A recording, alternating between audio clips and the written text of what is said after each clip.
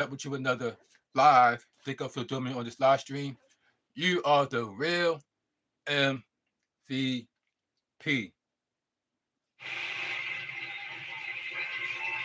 That's right, that's right, that's right. Thank you for joining, thank you for joining. Don't forget to hit the like button. Don't forget to hit the like button. Don't forget to leave a comment section in the comment section down below. Don't forget to subscribe for more future live streams and videos like this. And also share this video with your friends and family so they too know that People Chat by Take 3 is live right now. So let everybody know that People Chat by Take 3 is live. And thank you for joining. And it's another Pop 2 live stream. Trying to make up for the last week. Like Friday, Saturday, Sunday, I had to be live, or last week for that matter, I had to be live because I've been putting up on a lot of like pre-recorded videos, so you guys can watch it. What do you call it? As far as wrestling goes, and y'all know I've been doing OBE, so that's one of the reasons why I've been doing pre-recorded live streams versus me actually doing the live streams because I'll be out there doing Uber Eats, making the money, bring it back. So that's why I'll also be making, and also I know I got a new phone, new devices, not just the phone, but also got a new tablet. So that's why I'm also doing the for myself doing more and more of pre-recorded videos than live streams to test out my editing skills. So that's also the reason why I'm also happy uploading instead of going live. But like I said, guys, that doesn't mean that I'm going to permanently doing that. I'm also going to be doing live as well. So that's why I'm here, pumped to live. But at the same time, I'll be trying to also be trying to go live as well, not just pre-recorded videos, but for some reason, every time I try to schedule my live and have it, you know, have it device sideways and actually put it on sideways, every time I go live, end up not having that way, end up being like portrait mode, even though I have it set up for sideways, it would somehow cancel it out, and have me go back to portrait mode. Even though I put it with portrait mode, the screen would look all like choppy and the the video ended up being glitchy. So every time I'm trying to go live, schedule my live, it end up being choppy and screwy and glitchy. So it have to start all over again. So that's another reason why I find myself making videos versus live streams because it's a lot more easier that way than me have to set up the live and let you and warn you guys before I go on live, give you guys hours, sometimes days in advance. Let you guys know they're about to go live. But every time I try to do that, some reason the glitch start happening with the YouTube. I don't know what's going on with YouTube, but every time I try to put it sideways, schedule it to go live, have it on sideways, so you guys to watch it on your TV, not just on your devices. You guys also watch it on your TV. Every time I try to do that, the video end up being like glitchy due to like I don't know what's going on with that. But we here in the morning time. You can see it's 11. It's like 11:17 in the a.m.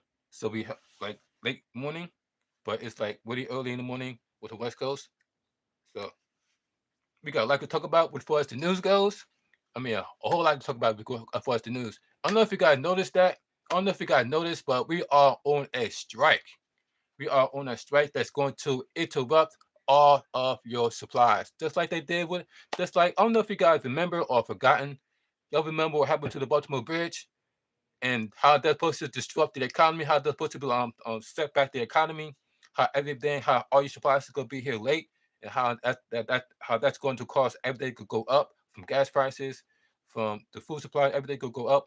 The inflation is going to go up, but once again, because of the having the Baltimore Bridge, well, ever since the inflation, your farmers, your truckers, the people that bring those supplies in from the sailboats, the people in the boat, the people on the trucks, they are threatened numerous times to go on strike because of the policies that be set place by your president of the United States, Joe Biden, and your vice president of the United States, Kamala Harris. Now, this just announced earlier today, this morning, that they are officially on strike. let's go. This is serious. That every time we turn around, they're always threatening the economy. It is going to set us back, or that's going to cause inflation to go up. This is crazy. Spend my time looking for the perfect side hustle. I'm going to put this on for y'all, and go check out for yourself.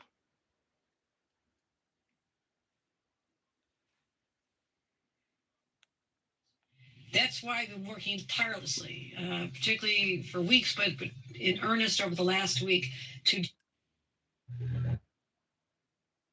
of the Port Authority who's the impending crisis. You may have heard the news that contract negotiations are going on between the International Longshoremen's Association. That is the union that represents port workers all across the country, and USMX. Now, that deadline is rapidly approaching. If an agreement is not reached by later today, ports from Maine to Texas will face a strike. 47,000 workers, 4,500 of which are right here in the New York and New Jersey area. And we represent the largest port on the East Coast, the second largest in the nation. So the busiest in the nation. So See, I want to be clear. Once again, we know strike starting this morning. USMX and the ILA to come to an agreement that respects workers, that ensures the flow of commerce through our ports, and the stakes are very high. The potential for disruption is significant. We've not had an event occur like this in our ports since 1977. And now, the reason why they're threatening to go on strike is because they're not.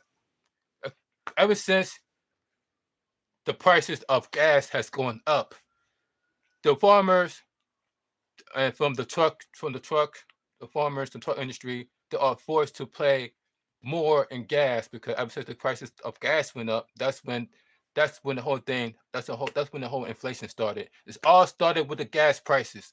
Ever since the gas prices went up through the roof, the truckers are forced to pay more than $1,000 just to fill up the gas tank, the diesel fuel gas tank that costs them over $1,000. Because it's costing them over $1,000, it's forced them, and then the fertilizer for the plants and all that, all that for the food to grow the food onto the ground, it costing them extra money. So not only do they have to come out of pocket more for gas, that gonna come out of pocket for more on the supplies to make up food. So now they are charging the consumers more. They put all this onto the consumers, and because of that, they can't even afford the people that are bringing the food. They can't even afford to feed their own families because they not out of 10 they put all their money onto gas to be able to food supply, and they get tired of it. And that's why they decided to go on strike. They say enough is enough. Lasted 12 days. We're deeply concerned about the impact that a strike could have on our supply chains, especially when it comes to critical goods like medical supplies and others. That's why I've been working tirelessly, particularly for weeks, but in earnest over the last week, to deal with every aspect of this. And you'll be hearing about the extraordinary measures, the long hours, the days, the weekends that have gone into really trying to make sure that we're prepared for this and addressing all the vessels that are in our port now, removing the cargo containers, and there'll be 100,000 cargo containers that'll be sitting in one of our 16 locations, filled with everything. Just like a day with the Baltimore Bridge, all the food is going to be sitting there on the ocean. We have been preparing for that and rapidly trying to take them off the ships now, get them on trucks, and get them to their destinations at a hyper speed, because we know the urgency is before us. So I want to make sure that while we hope for a resolution of this matter, that York is fully prepared. We have been anticipating this. We're fully prepared to support our communities and maintain essential services if a strike does occur. All this could have been solved if you just paid the workers more. All this could have been solved if you just paid the workers more.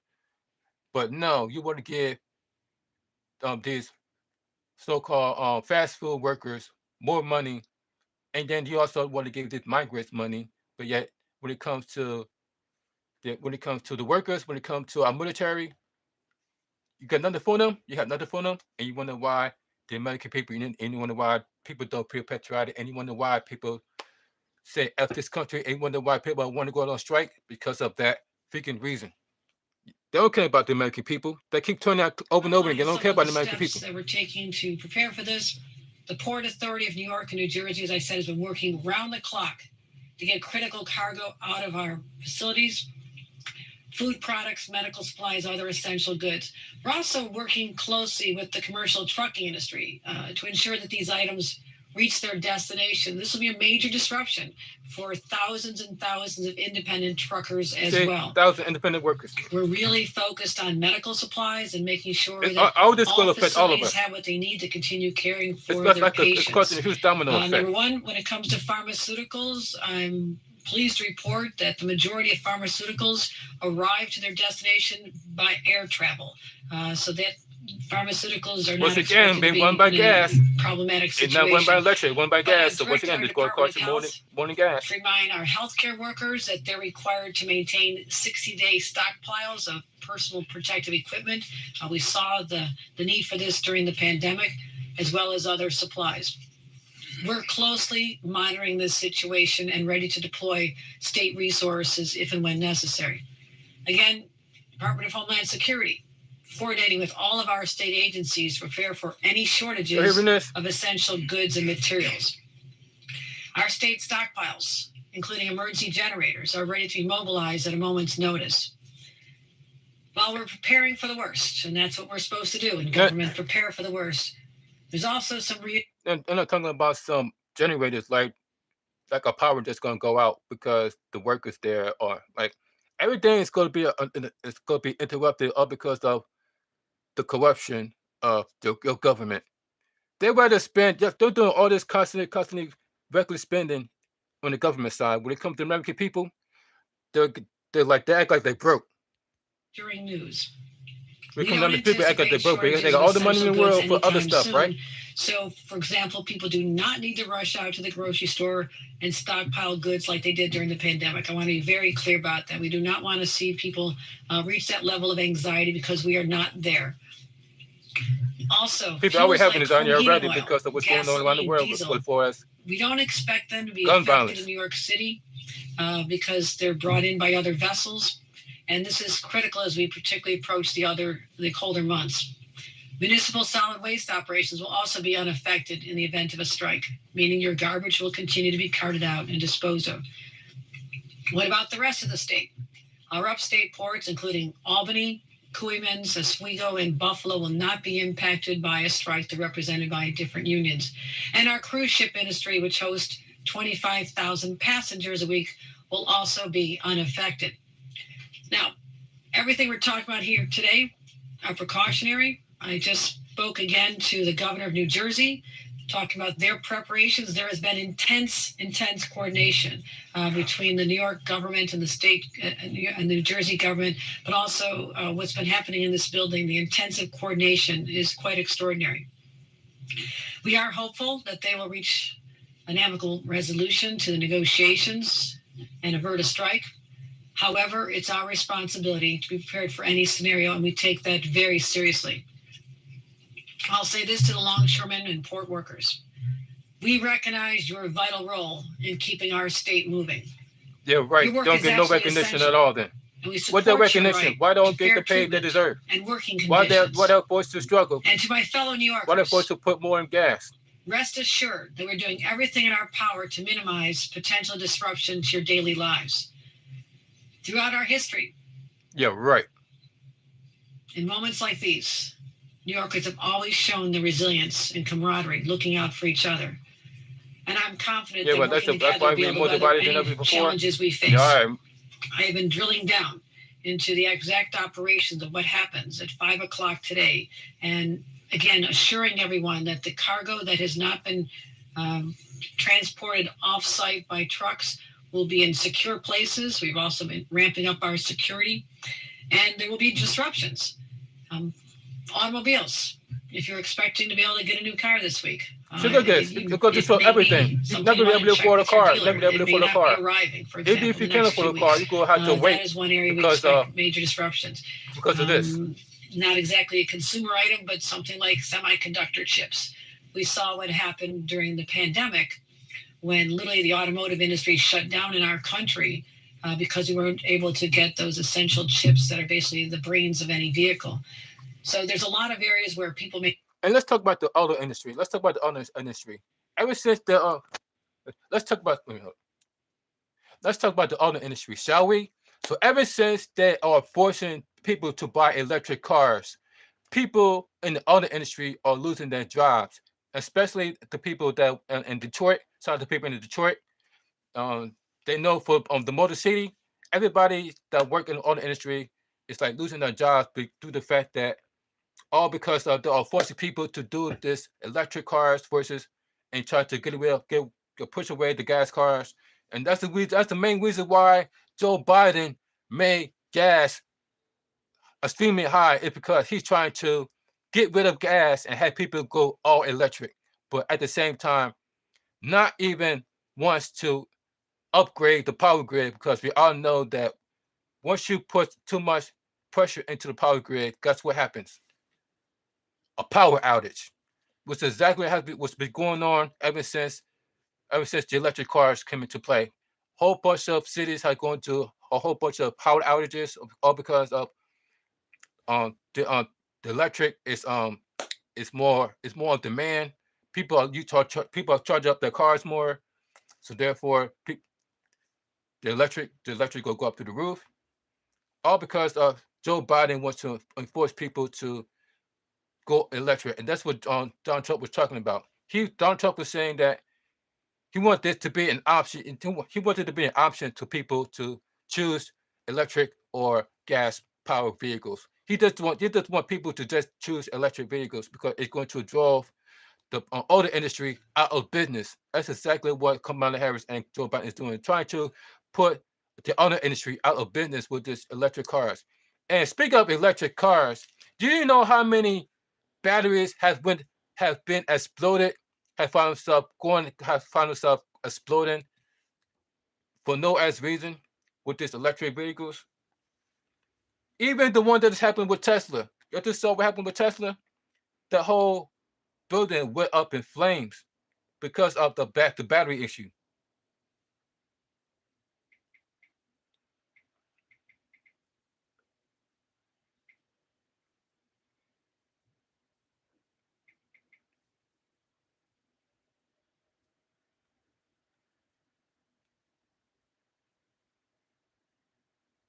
I'm gonna show you.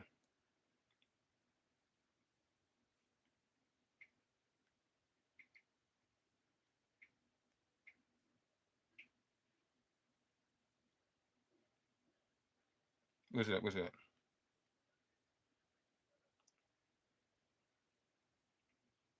Hold on, find it.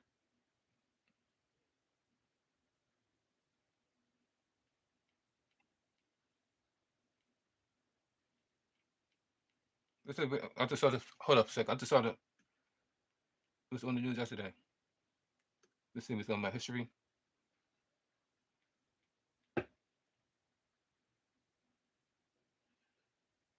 Uh, Hold up for a second, guys. I just. There we go. There we go. Found it. Mr. Producer. The whole building went on fire because one battery has ignited was because the car was in front and like next to other cars because the other cars to catch on fire. Crews are investigating a fire at a Tesla service center. Fox 5's Elizabeth Alvarez live in Miramar now with a look at what's going on. Liz. Good morning. Well, the fire is now out, but you can see some of the damage left behind, and there are still some of these charred vehicles that are smoldering. You can see. Look at this happening at Tesla building. Smoke coming from at least one of those vehicles, and part of the structure out here at this Tesla service center is also damaged. Off camera, I've got Captain Scigliano with the San Diego Fire Rescue Unit here. Captain, What happened in San Diego? Just giving us a quick update. Can you tell us? One of Tesla's own building in San Diego. Basically, we were out this morning at about 1:30 when all four vehicles were burning. We went ahead and suppressed the fire. There was no extension inside the building. Once we cleared the scene, as batteries do, these lithium-ion batteries do, they reignited. And so we were called back out for the one vehicle you see that's smoldering right now. due to the fact that we don't have an abatement plan in place with Tesla yet, because it's still early in the morning, they will be the ones responsible for handling this. We're going to keep a fire engine here just in case it does flare up again. And we expect it to, because that's what these batteries do. As you see, the car is completely burnt. There's no vehicle left. That's just what these lithium ion batteries do. And then we have the cooperation of Tesla as they had video cameras. We're making sure that there's no foul play or was this accidental. So we're still in the process of doing that investigation and working with PD to determine what caused this fire. Yeah, but obviously because they have lithium batteries, and that's what makes it a little bit more, I guess, precarious, right? Because as you mentioned, the Look at fire this. reignited. All because the one battery went I'm off, smelling, it caused the other I'm batteries to smelling ignite as well. the scent of, like, what is this? Electric Chemicals? Is car that what you're destroyed smelling? in fire. We have this cloud layer above us right now. As the smoke comes down, it kind of is banking, and that's why we're getting that little odor of burning chemical or burning plastic. Burning That's normal chemicals, with y'all. any vehicle Chemicals. fire. But that will just be localized to this area. It won't be going anywhere. It's not a hazard. Firefighters are responding to a lot more of these fires that involve these lithium-ion batteries. From a firefighter standpoint, how do you guys handle that in terms of the apparatus or things that you wear for your own protection? Well, as we're fighting the actual fire, we have our complete turnouts on. We're breathing air with a mask, and we try to keep a safe distance. Once we suppress the fire, or at least any exposures, that's what we're really concerned about. The actual batteries, we want them to burn. You're going to see this flare up. And as long as there's no exposures, that's okay. We're going to let it burn because that's all we can do with these batteries right now. We keep putting water on it. It's just going to go out and it's going to reignite. We're going to be here longer. So right now, the best thing is to let it burn. Make sure that there's no life problems and there's no life hazards. And then make sure there's no property that's going to be exposed. We do have the building, and that's why we do have the lines here, the hose lines. So if we start having an issue, we can suppress the fire. Captain Scigliano, thank you so much for that update. Appreciate it. Thank you. Okay, so you just heard the captain say they're going to be out here for a while because obviously because the iron barrier went off. That they're dealing with, and you can it see hasn't been stopped since. some of those vehicles, or at least what's left Look what the damage of it these caused. 4 charged vehicles. You can see that there is still smoke coming from some of them. And he did mention and clarify that the structure, the actual Tesla service center, did not suffer any interior damage. You could just see just on the outside, there is just, it's a darkened wall, probably because of the smoke. The Tesla service center is probably going to be closed until further notice. We'll keep you updated. We're live this morning in Mira Mesa. We'll send things back to Miramar. Back. Now, the one thing that they always told us is that electric is supposed to be better than gas. That's all that they keep telling us over and over and over again about gas. It's supposed to be detrimental to the environment. It's supposed to be bad for the environment. How it causes it's damaging to the ozone layer. It's toxic to the air. It's bad for the air.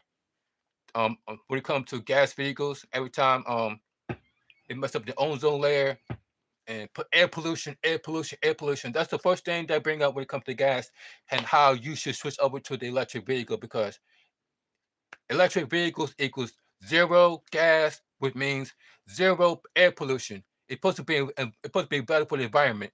And that, am I right? And I'm mistaken? Is that right?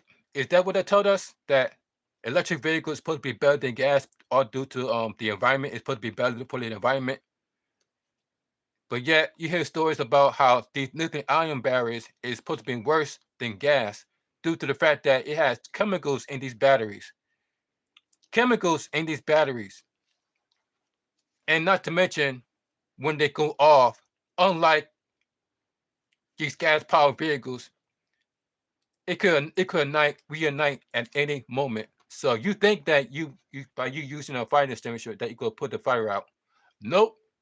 You're going to keep going and keep going and keep going. That's why the firefighter was on standby, because they know that the fire could reunite at any moment.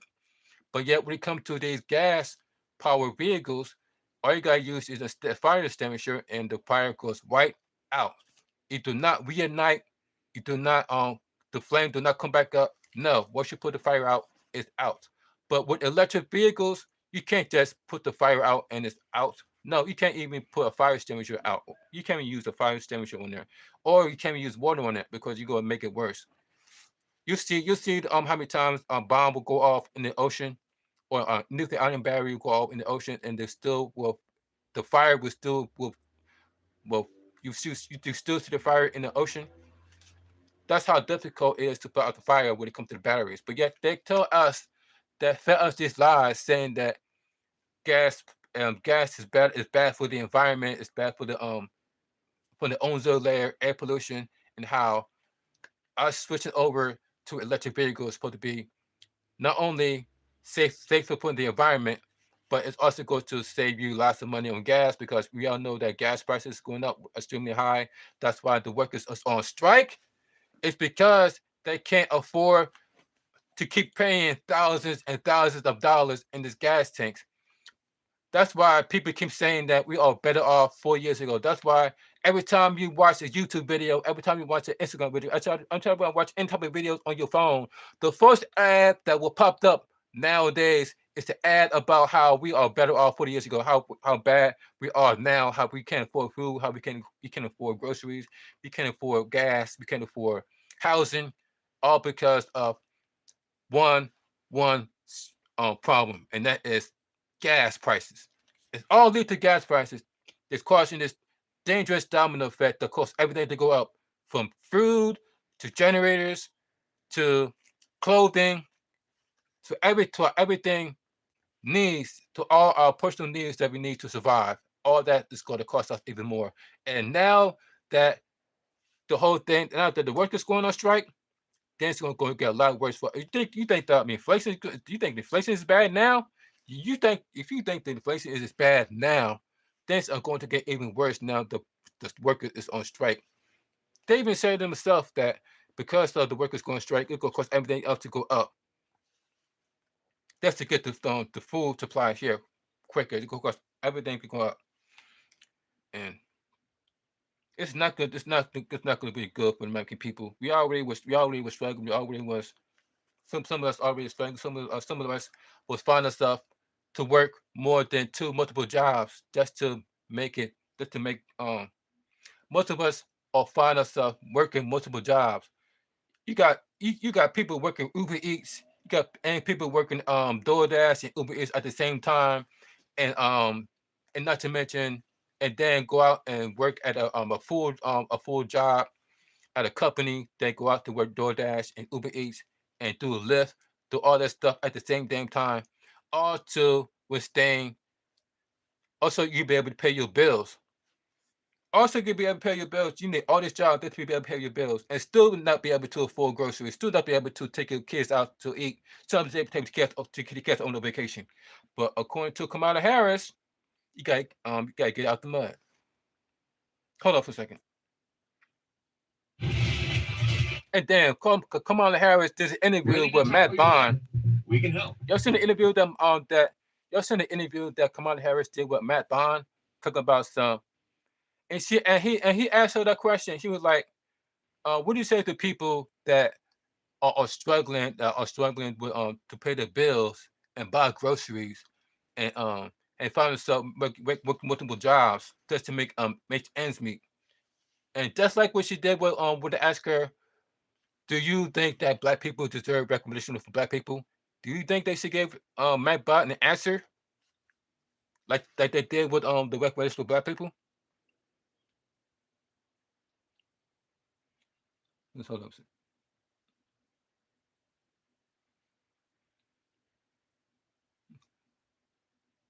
Hold on a second. Let me see. Let's go to the part where she said that. Stepmom, blah, blah, blah. Let's see. Does become does that become, hold up a second, guys. Back to the Civil Rights Act, to the Voting Rights Act.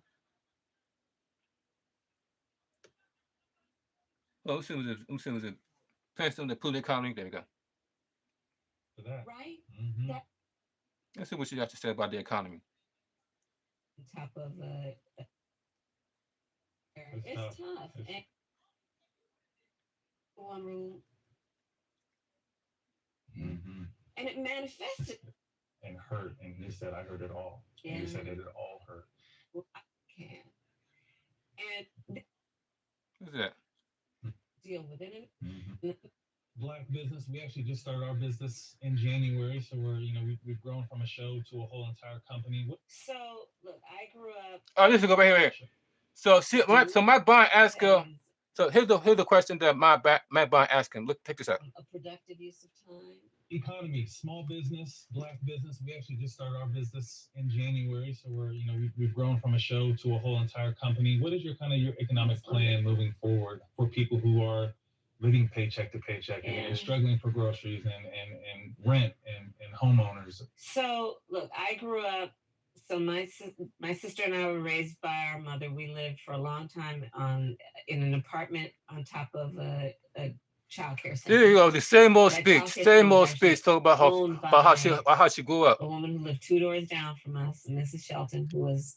Mind you, the question is, what do you say to the people that are struggling with their bills, that struggling to get by, that find themselves having multiple jobs, having not be able to afford groceries, not be able to pay their bills. And the first thing she bring up is how she grew up. Like what that got to do with anything? Like, what that got to what does that got to do with the American people struggling? What does that got to do with people are forced to live paycheck after paycheck after paycheck? What that got to do with you growing up? Like, it's crazy, man. By all of our accounts and feelings, our second mother. She helped raise us. And so she was a small business owner. So I'll start with the small business and congratulations on what you guys have done. I, from a child, knew who our small business owners are, right? I mean, you're business leaders, but you're also civic leaders. You take seriously your voice and how you can mentor, how you can grow, right? Communities and the sense of communities. I love our small businesses. And so a lot of my work in terms of building and growing the economy has focused on small businesses. And my vision overall is we need to build an opportunity economy in which we increase opportunity for all, including small business owners. So a lot of my work, even in the Senate, was about increasing access to capital through our small businesses and in particular through our community banks. Mm-hmm. So I've been responsible for billions of dollars more now going into our community banks because they're in the community and then they know who's in the community and where the talent is and who's doing good in the community, what the community wants. Mm-hmm. And so part of my plan as president is to give small businesses, startups, a tax deduction of $50,000 to start up. Because right now the tax deduction is $5,000. Can't do nothing with that. That's exactly right. Mm-hmm. And see, the thing we know is that most of our small business, our entrepreneurs who want to start a small business, got a great idea, they have incredible work ethic. But, you know, they weren't handed a bunch of money on a silver tray. Like Trump did? And they just like Trump did, right? Foot in the door. Trump so did. There is that. Once again, bring you back to Trump. And what we need to do around making housing and rent more affordable. Part of the problem there is we have a housing supply shortage. My plan includes. And who's the president doing all this? Who's the president doing all this? Joe Biden, right? So whose fault is it? 3 million more homes. Whose fault is that? In my first term to increase supply to bring down cost. And the problem with that is that instead of them building affordable houses, they would have built high-rise. They would have built high-rise buildings. They would have built buildings that have balconies instead of regular small family homes. They would have built high-rise buildings and the luxury buildings that like super expensive that you have to pay like $3,000 and up a month instead of just building a small family house that people can afford. Now people have to like live in these buildings, tall buildings that cost like thousands of dollars a month. But yeah. To increase home ownership, a $25,000 down payment assistance to first-time home buyers.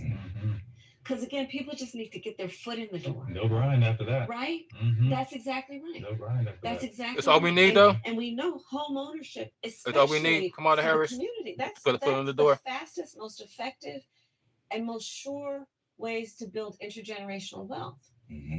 It's then when your child says, I want to go to an HBCU or some other college, and you say, well, honey, you don't have to take out a student loan. I'm going to take some equity out of the house. Mm-hmm. Or your child says, I want to start up a small business, and you can say, let me take some equity and help you. Nowadays, people can't even Let take. me make sure it's not no about plan. Well, Nowadays, people don't even got $1,000 in the bank. Nowadays, people don't even got $1,000 in the bank because the business spending their money on food. The people spending money on rent. So busy spending money on their kids. So keep talking, Kamala Harris. You have something to pull from. Productive, right? You have something where it's about intergenerational wealth. Because see, here's how I feel about the economy and the economy I want to grow. We have, for over the last 4 years, reduced Black unemployment to the lowest it has been in decades. Okay, that is an accomplishment. Yep. However, I believe, need to measure our success not just only about everybody's working, but can you build wealth? Mm-hmm. Can you start saving? Can you start saving? Mm-hmm. Can you buy a home? Nobody can buy a home right now. Saving to take your family Barely on can people vacations afford the house they're and living right now. Can you save enough so that Christmas time for you and your children is not stressful, but something enjoyable, right? And so it's about, yes, we got to make sure that we have high employment, but also that we create opportunities for people to build wealth. Get ahead. Part of my plan is also to expand the child tax credit. $6,000 in the first year of your child's life. Man, I could have used that one. Because you know what that means. Well, all right, like bonds. Such a critical stage of a child's development. And it's expensive. Everything's expensive. That's to your policy. You got to buy a car seat, a crib, the things that... The necessities. Because I start from the perspective that the vast majority of parents want to raise their children well. They love their children, but don't necessarily have the resources they need. And if we understand that the children of a community are the children of the community, we'll understand that an investment in something like the first year of a child's life benefits all of us. Mm-hmm. But these are things about building what I call an opportunity economy, which is about helping people not just to get by, but to get ahead. Because most people, look, here, maybe you've gathered this already. Here's where I come from. Most people have ambition. They have aspirations, they have dreams, and they are willing to work hard. And if we give people the opportunity to actually meet those goals, they jump for it every time. Mm-hmm. But not everybody starts out from the same place in terms of having the opportunity to just get in there. And so my plans, whether it be $25,000 down payment assistance, whether it be a $6,000 child tax credit, or helping people in terms of what they need to do to be able to start a small business with a bigger tax deduction. The reason I'm saying all that is because when those folks are successful, we are all successful, and we actually strengthen the economy overall. Absolutely. When middle class is strong in America, America's economy is strong. It's a better country. Yeah. And it's a better. But that's the problem. We're not in a better. It's not a better country. In fact, we don't even have a middle class. The middle class is gone. The middle class is absolutely gone because the last time I checked, it was the middle class is the reason why we have food banks. It's the reason why all the stuff is because of the middle class, and because the middle class is also hurting. Guess who's also hurting even more? The poor people. And as far as the economy goes, why there's so many people homeless? If you check out the people at the Hollywood Boulevard, oh my God, it's so sad, man. People are literally sleeping on the streets on Hollywood, you know where the stars is at? Where you going down to Hollywood on California? There's a whole bunch of people. Do you know a whole bunch of people sleeping on the streets of Hollywood? But yeah, you were talking about how the economy is. Hold on, let me show you. People sleeping.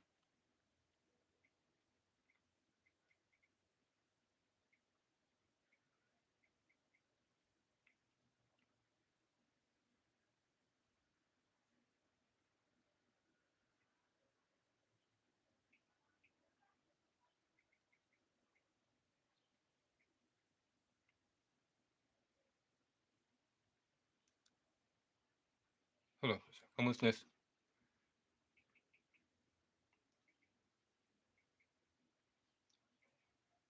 Some the video.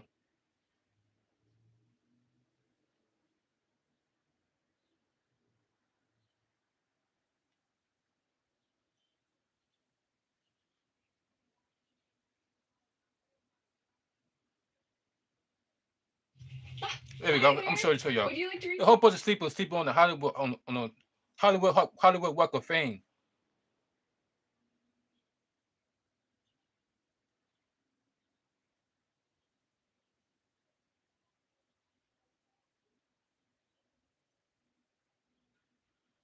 Where's that video at? There we go. I'm sorry. There we go. Right here. Let me show y'all. Look at this. There's people sleeping on the Hollywood. Look at this.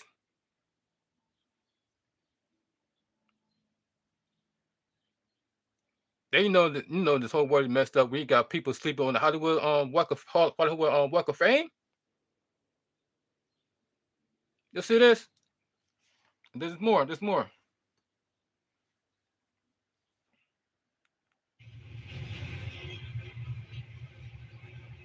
Look, dying homeless people in Los Angeles Walk of Fame.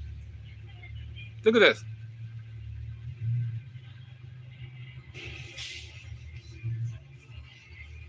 This is where the homeless people be at now. And she want to talk about some opportunities and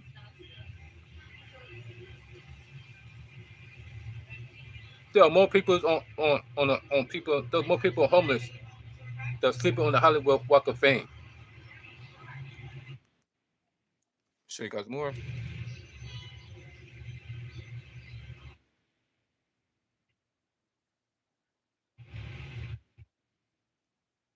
You see that?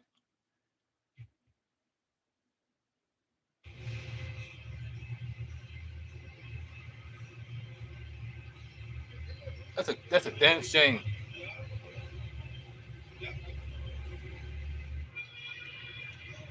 That's it. That's and then it's going to get even worse if y'all vote for Kamala Harris.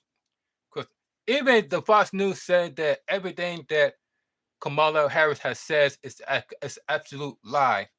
It's absolute lie, including what she said about her being black. Now all of a sudden she's black. What? Just when she became a black person. Because according to Judge Joe Brown, y'all remember Judge Joe Brown? According to him, Kamala Harris' parents is not even black. So why is she even claiming to be black if her parents, her father never claimed to be black, her mother never came to be black? So no, so why Kamala Harris out here claiming that she's a black woman, saying that her mother raised two black women? Like what? Hold on, let me show you the video.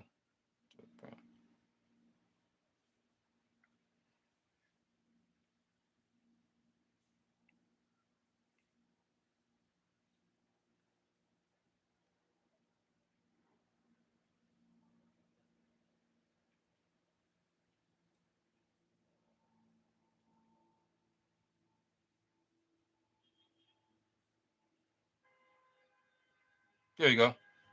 Found it right here. He was completely going off for this woman for lying, saying they calling us black.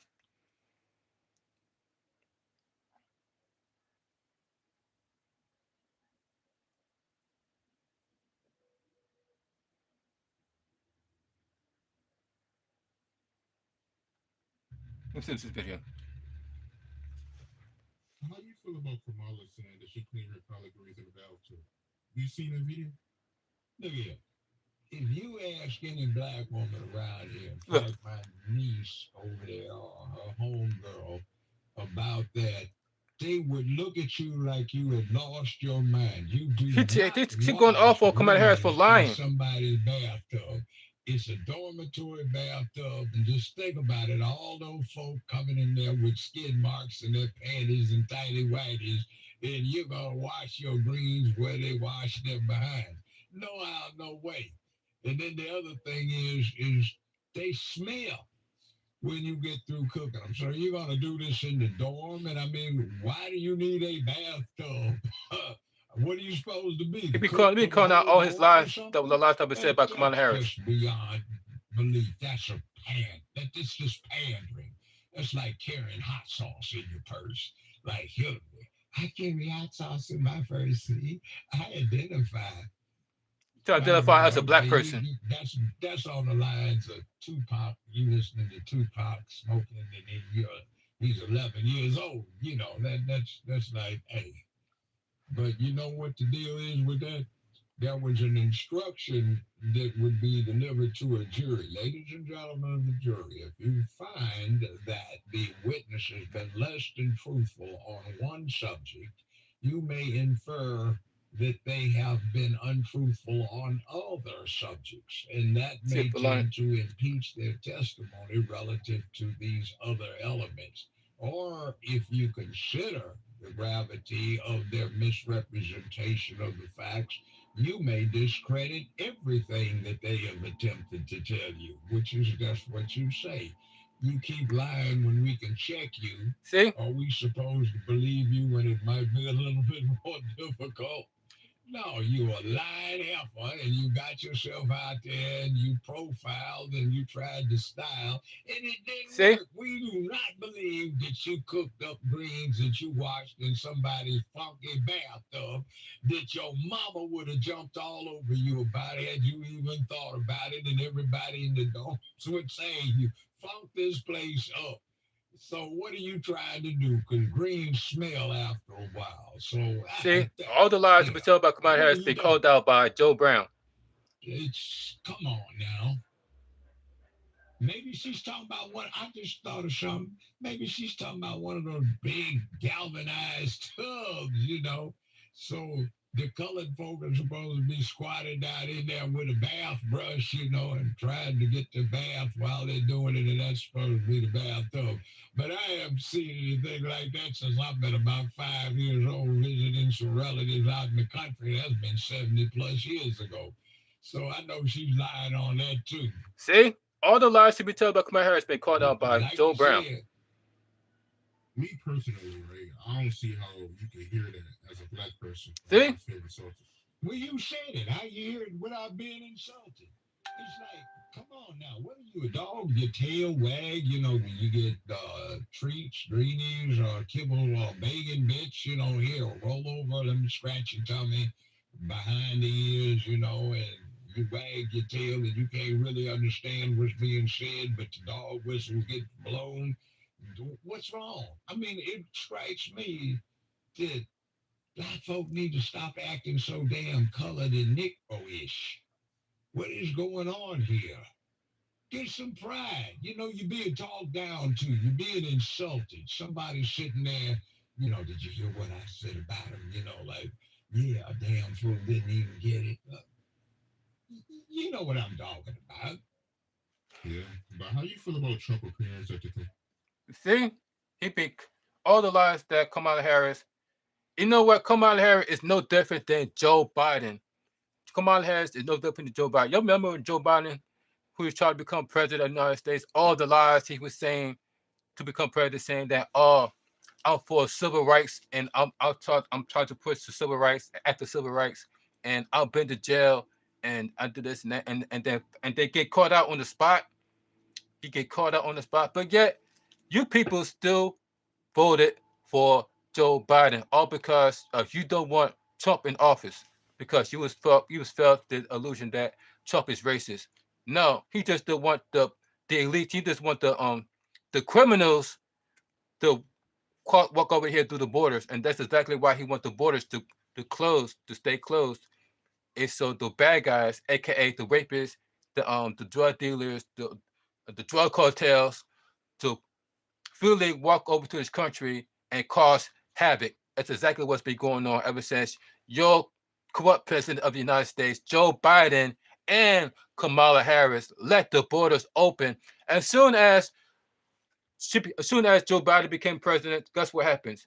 They open up the borders, and then that's when all hell break loose. I mean, literally all hell break loose. Every time I turn around on the news, there's somebody has been raped, somebody has been unalive, somebody has found themselves getting stabbed, shot at, all because of the migrants that's going on in this country. I'm not talking about the good ones. I'm talking about the criminal ones that are being set free from their prisons and being sent over here to the country. Do y'all know that they are sending, literally sending people that are criminals from other countries and bring them over here through planes, boats, and some even crossing the border, all because of the policy they have here set in place. But yet we come to American people, yet we come to our own veterans, you'll get nothing. Are you speaking serious?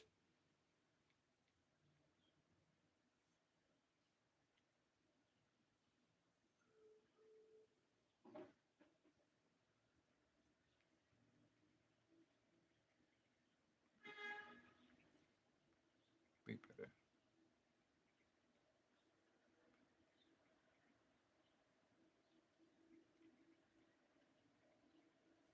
there we go. We better.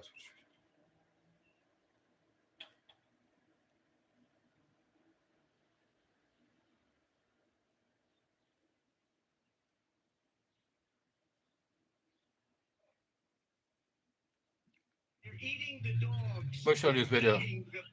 While Trump is focused on Trump versus Biden. Who we're better off with? Are we better off with Trump being in office? Or are we better off as Biden being in office? And this is with Kamala Harris being the vice president of the United States.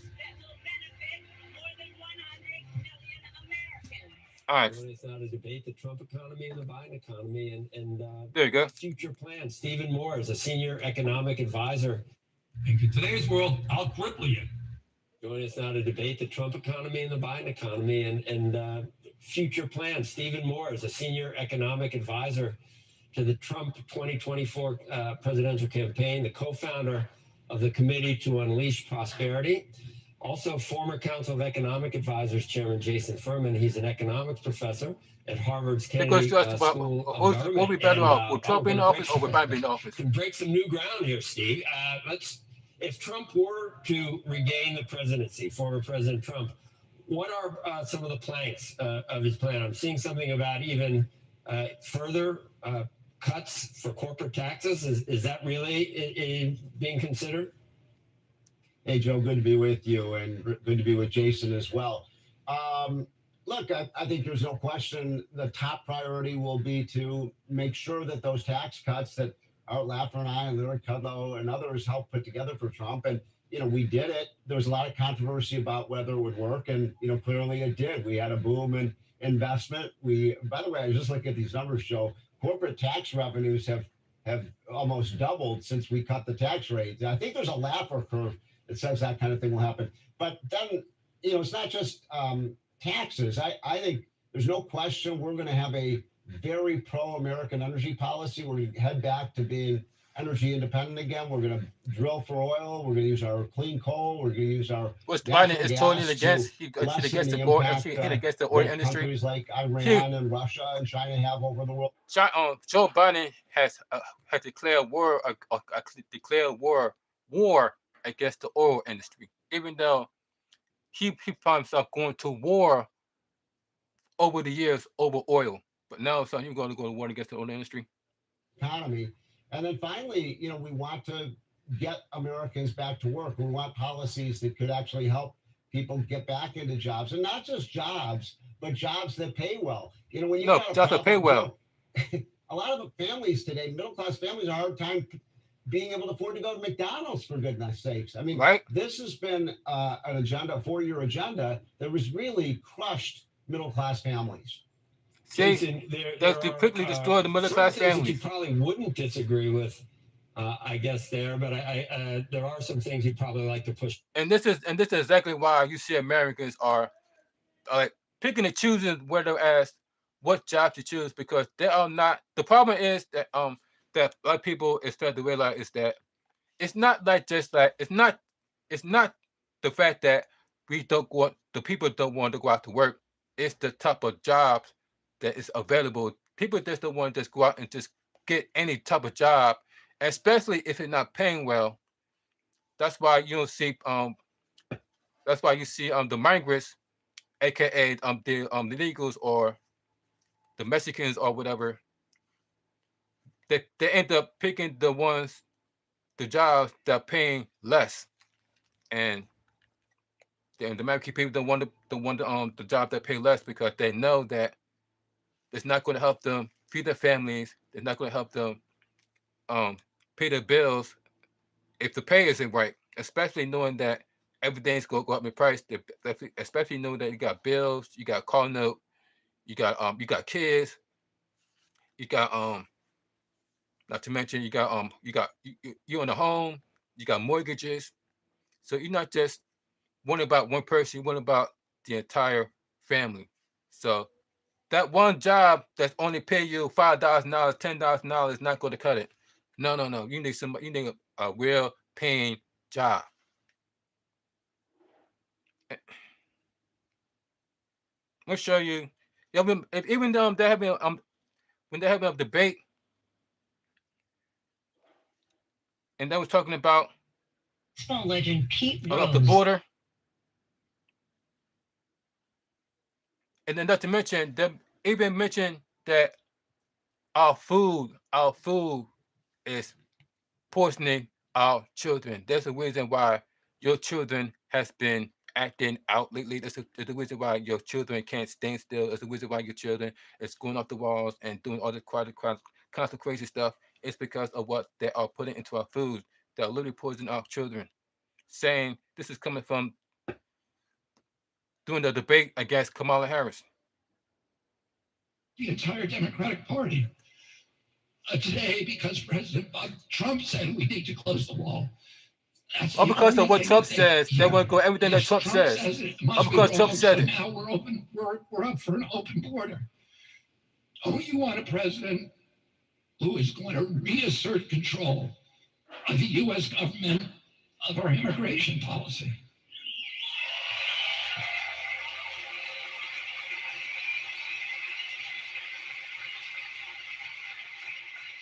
And, my uncle Ted Kennedy, who was 50 years in the United States Senate, he wrote a law called Title IX. And that law, and he got Republicans and Democrats to support it, that law created equality in women's sports. That's the reason why men are competing on women's sports. That's the reason why men are competing in women's sports. And they ought to have the same rights as men to compete. And that's something the Democratic Party believed in.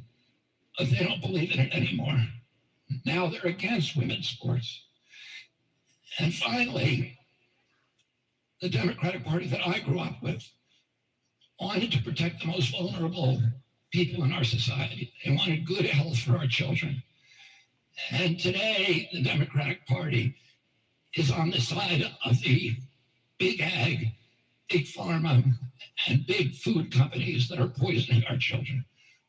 We now have the highest chronic disease rate in the world. See, diabetes, which was virtually unknown when I was a kid, an average pediatrician.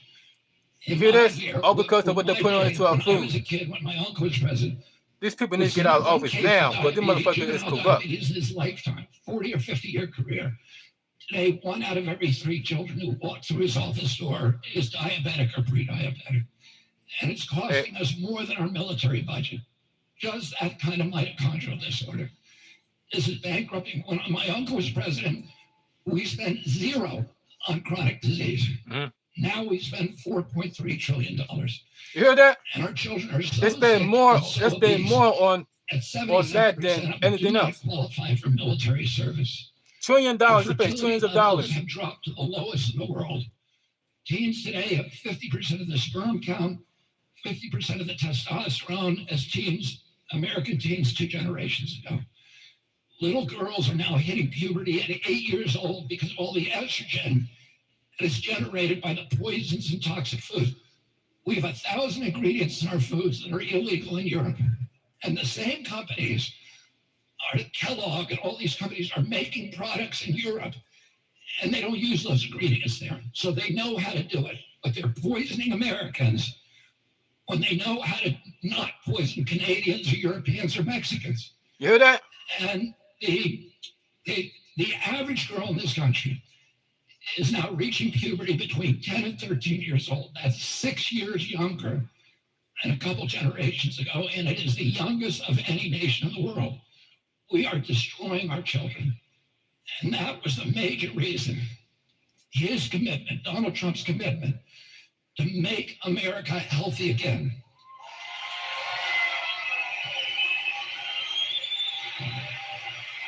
You see that? The American people is unhealthy because of the food that has been, the ingredients that have been put into our food that has been banned from other countries, banned from other countries. We want a president in this country that is going to make our country healthy again. Thank you all very much, and God bless you. This is exactly why I never get why the Mexicans will go out of their way to come over to this country, knowing that those better off where they was at. That was better off when they was at. Y'all heard what they said. Hear what the guy says. They're not poisoning the people over in Mexico. They're not poisoning people over in Europe. They're not poisoning. They're not people over these same companies. They're not poisoning the foods over there overseas. No, they are doing it to the American people. They are poisoning the American people. You heard it. You heard it from yourself. They're not doing it over there with Mexico.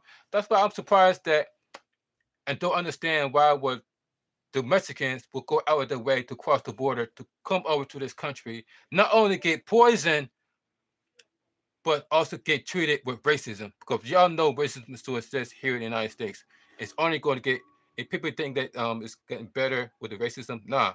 It's either the same or it's worse.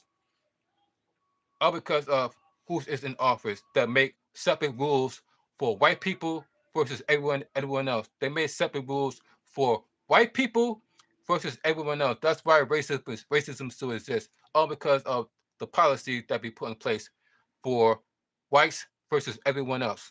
And that's exactly why we can never get rid of racism, because until we get these people out of office, until we get these corrupt people out of office, not only will racism still exist, not only will they continue to poison our food and water and air and blatantly doing it in front of our faces, not only will they continue to drove jobs into overseas like Mexico, like China, all because the policies they're put in place here in the United States. Until we get these people out of office, things are going to get even worse for the American people, because they're proven time and time again that they don't give an F about the American people. Michael Jackson been trying to tell you guys for years. He even make a whole song about all of what they telling what they care about us. Michael Jackson made a whole song called "They Don't Care About Us," because that is absolutely true. They never cared about us. It's always been about profit over people. Profit over people. They'd rather make profit out of you than to help you make a live, than help you provide for your family and have you live a longer life and have you be addicted to the drugs, addicted to the food.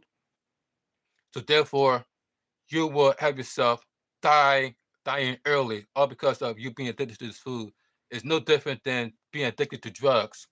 And I remember, and shout out to Wake Up Being Inc., shout out to Wake Up Being Inc., that why are they allowed to control our food and at the same time control our drugs, aka the FDA.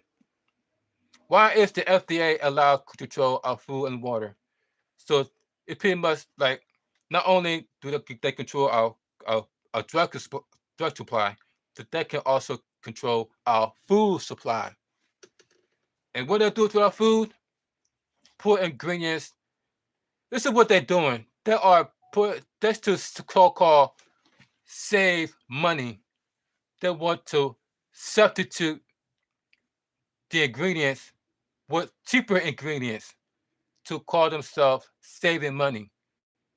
And that's how they possibly make more money by saving money, even though that everybody knows that it costs money to make money. In order to make money, you have to spend money, but yet these corrupt people want to save money and cost the American people's lives while doing it.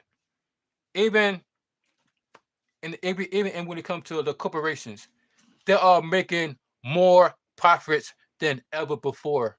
More profits than ever before. Even when it comes to the railroad industry, they are making more in profits than ever before. But yet there are more derailments more than ever before. Y'all remember in the beginning of the year 2024, the white noise. Y'all remember what happened the derailment in Ohio, the oil spill, all because of the derailment of the trains, and that's because they are being overworked, underpaid. They they're making more profits than ever before, but yet they can't even afford to give them a 1 day off. They can't even afford to give them 1 day off, but yet they're making so much money. But yet they can't even afford to give these workers a day off. That's how much they give a f about the American people. Like I said, it's profit over people. It's been like that for years. That's why we need to get these people out of office, because when you get the people out of office, things is going to get worse for not just you, not just for me, but all of us as an American, as the Americans. That's why we need to wake up, people.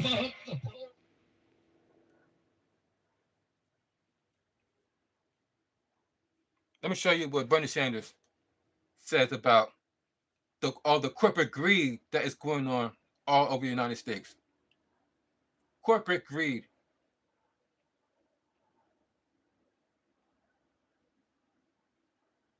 What's the video at?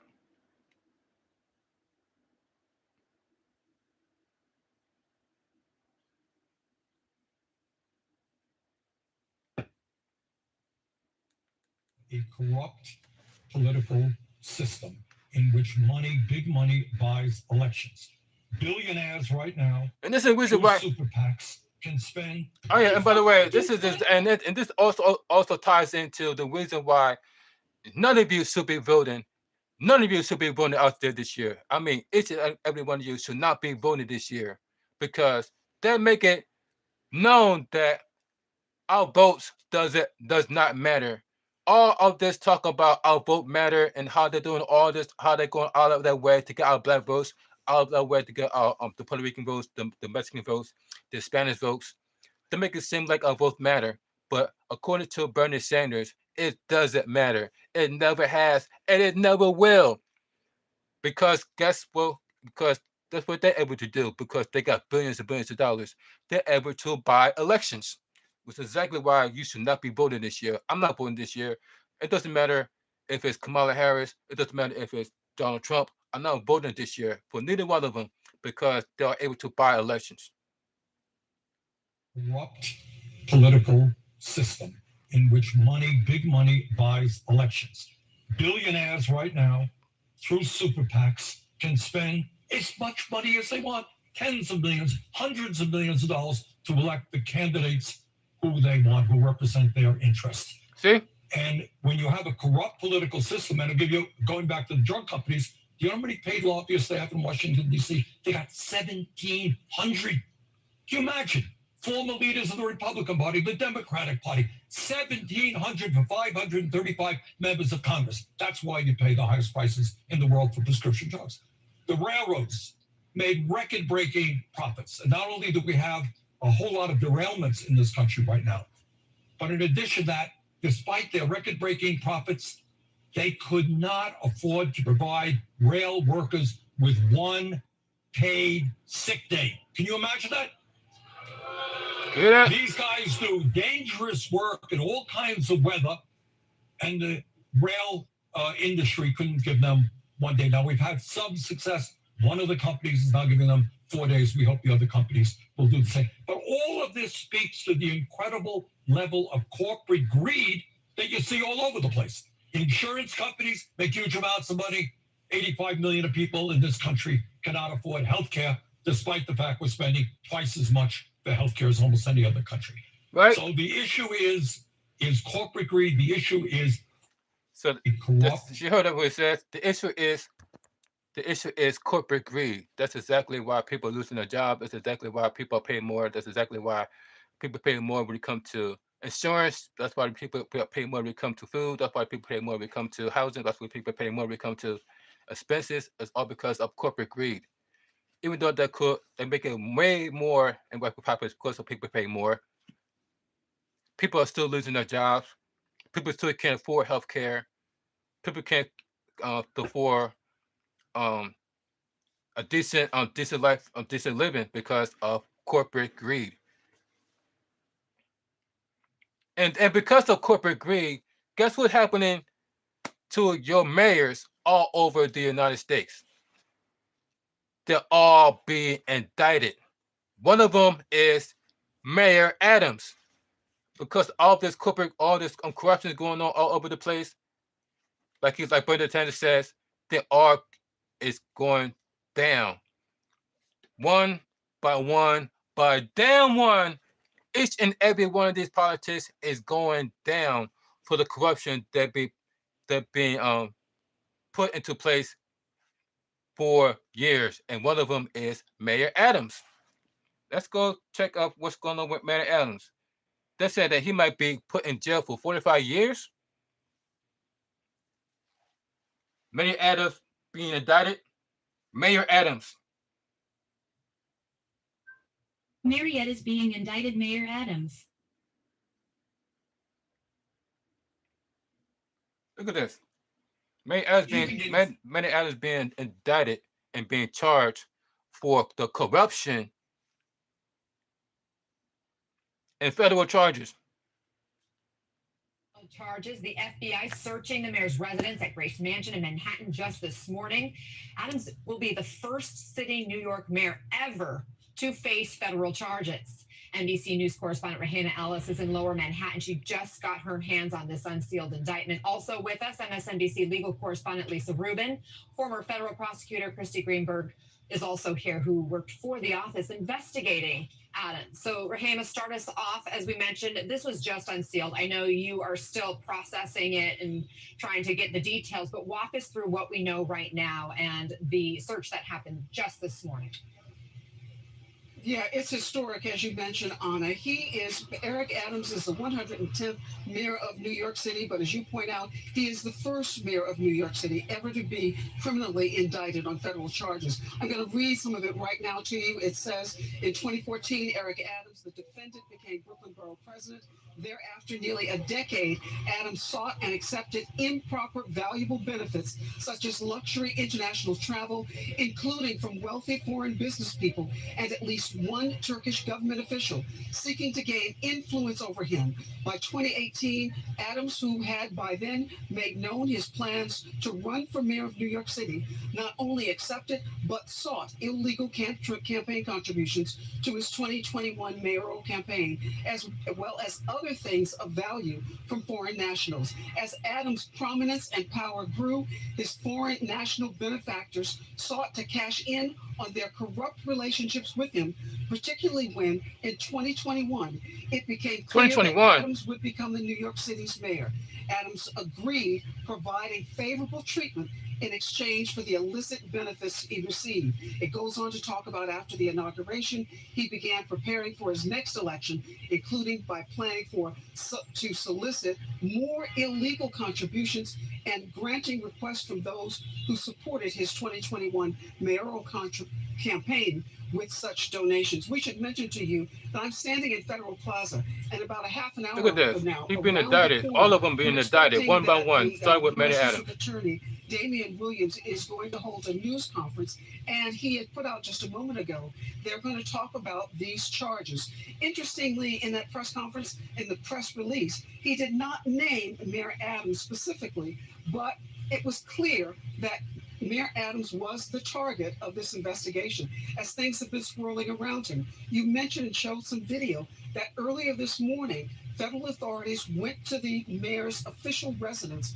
Gracie Mansion. It is north of from where I'm standing, and they took out material from his home. His attorney sent out a statement at that point, and we should share it with you. His lawyer said, federal agents appeared this morning at Gracie Mansion in an effort to create, quote, a spectacle again and take Mayor Adams' phone again. He has been arrested. He has not been arrested and looks forward to his day in court. They sent a dozen agents to pick up a phone when we would have happily turned it in. The mayor has insisted that he is innocent of any and all charges that might come against him. And it's interesting, though, because his administration has been bombarded with scandal, if you will, and allegations of illegal activity, in as much as an Telling you, all of them investigation has going been down. going on now, almost from the time he became mayor in 2021. The charges stem from a broad corruption investigation, and they even examined, now we have the indictment says the mayor and his campaign conspired with the Turkish government to receive illegal foreign donations. As you know, it is against the law for foreigners to participate by giving money in an American political election.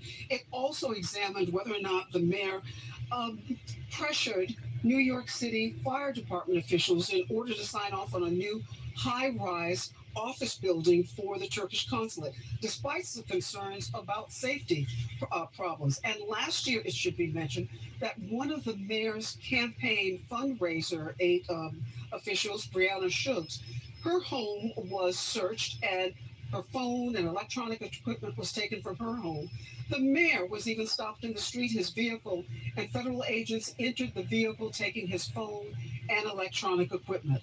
The home of the mayor's director for international affairs was also searched. The Look at search this. All also this going on involved the under mayor's while former he was president. liaison to the I mean, I'm not Turkish president. When community as mayor. of former Turkish Airlines executives. There had been talk that the mayor had gotten an upgrade on his seats, if you will, on airline flights to Turkey. He had gone to Turkey several times. He said it was always on official business.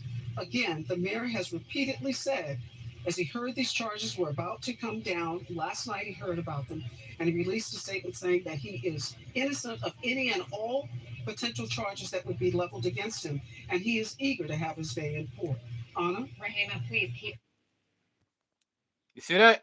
It's all started because he wanted to align himself with these drill rappers. Ever since that he started to align himself with these so-called gangster rappers, that's when it all started to go downhill for Manny Adams. Because we all know what these drill rappers represent. We all know what these drill rappers, these AKA these gangster rappers, what type of message they are sending to the youth. Because all they do, these drill rappers, all they do is promote gun violence. All they do is corrupt. All they do is promote all they do is promote drug use in your own community. All they do is promote showing their guns out in front of the camera on the videos. Even Ti and shout to Ti and Boosie. Even Ti and Boosie had to check their own sons, because they tried to pull that crap. They tried to they was on the video shoot and they have guns in the video shoot. They literally had to stop the video shoot and talk to them and say, "Hey man, what you doing? We are not doing this. We are not doing this." Like, what is this? Where you get this gun from? Where you get this gun from? Like this, Boosie and Ti literally went off on their sons because they was trying to do what these trail rappers are doing, showing off, showing off their criminal activity on music videos, talking about bragging about how many people they killed, bragging about how many people, brag about how much guns they have, brag about how many girls they smashed, brag about how many people they killed. And that's exactly what they was trying to do in the music video, bring guns and show off their guns. And that's when T.I. and Blue Boosie was like, whoa, whoa, whoa, we're not doing this, we're not doing this. This is not type of video. Like, what you guys thinking? Like, this is not it. This is not it. And your man Adams found himself aligning himself with these drill rappers. And then on top of that, he had the nerve to give, and then on top of that, he gave P. Diddy the keys to the city. P. Diddy, he gave him a key to the city. This same P. Diddy is also is in trouble with the law. Funny how right after that happens, that's when all really went downhill from Manny Adams. And then on top of that, ladies and gentlemen, y'all remember what happened with the subway? The subway shooting? Y'all remember what happened with the subway shooting? They said that Manny Adams found himself condoning the officers saying that they was doing their job, even though the officers was being reckless, shooting in a freaking subway, killed somebody, shot an officer, but yet he wants to give the officers credit instead of punishing one of the officers that damn near take out his own officers, take out his own people, shot somebody in the head, shot one of the passengers in the head. I think the person passed away. All this stuff is happening underneath Mayor. All this stuff is happening under the watch of Mayor Adams when it comes to New York City. All the migrants, all the crimes, all the gun violence, all the stabbing. There's not one day that went by, not one day that went by without you watching the news of somebody getting stabbed, shot, killed, named, disfigured, pushed off into the train tracks while you are on the subway of New York City. It started to become unsafe to even drive the subway. That's how dangerous it's got under the leadership of Mayor Adams. But guess what? Mayor Adams keeps saying in front of the television, "Oh, crimes is down 40%. Crimes is down 40%. Crimes is down 40%." Just like Mayor Adams said that, "Oh, I'm innocent. I'm innocent. I'm innocent. I'm innocent. I'm innocent. I'm innocent. I'm innocent." But yet your action speaks differently.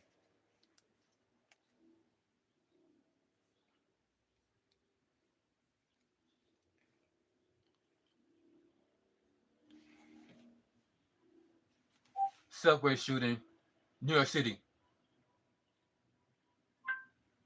Subway shooting, New York City. Look at this. This happened two weeks ago.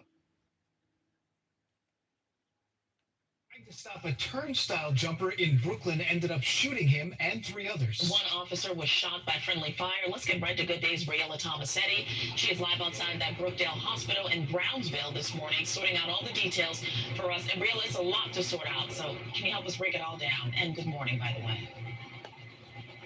Yeah, sure can, Deshani and Dan. Good morning to both of you. That cop who was shot is expected to be released from the hospital today. Even The Cut got suspect, shot. in the meantime, is said to have more than 20 prior arrests. Make no mistake, the events that occurred on the Sutter Avenue station platform were the results of an armed perpetrator who was confronted by our officers doing the job we asked him to do. Interim NYPD Police Commissioner Tom Donlin marked one of his first few days on the job addressing a high-profile shooting in Brooklyn during which an officer, a suspect, and 2 innocent bystanders were injured. According to the NYPD, just after 3 o'clock yesterday afternoon, 2 73rd Precinct officers were patrolling the Sutter Avenue station when they noticed a man dodge the fare. The officers immediately followed him. It's 3 flights up to the platform of the elevated train line. The officers are asking him to stop. The male is refusing to stop. At a certain point on the platform, the male mutters the words, "I'm going to kill you if you don't stop following." Chief of Department Jeffrey Madry says the situation escalated from there with a northbound L train pulling into the station and the suspect jumping on board. The officers followed him onto the train and became aware that he was armed with a knife. A knife? According to Madry, the cops fired their tasers, which were not effective in subduing the suspect. Wow. The That's an suspect got excuse. off the train and then charged at one of the officers with the knife. Both officers at this point fired. They fired multiple rounds. And inside of a subway station. The male goes down. They're able to handcuff him. Why they was inside of a subway car? While they're subduing him, one of the officers realized that he's hit as well. The officer was hit underneath his left armpit. Police say he was wounded by a shrapnel in the lower extremities and his face.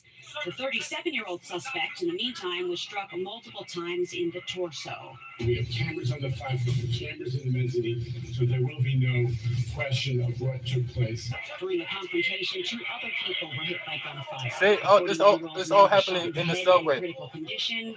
A 26-year-old woman was Oh, this all also happened in the grazed train, by inside of a train. Police say the So you know there's no way to run, there's no way to hide because they all was trapped in that train. Mental illness. The question needs to be answered.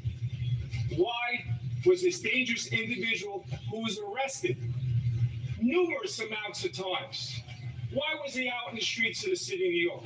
Right? Interim Commissioner Donlin says he spoke with that officer who was injured. He is in incredibly good spirits right now, and he's expected to make a full recovery. For now, we're live here, though, outside Brookdale Hospital. Dan Deshani, back to you. All right, Briella, thank you very much. More details to come there. And this is exactly why all of them, by one, is being indicted, because, like you heard it before, you heard what Putman said.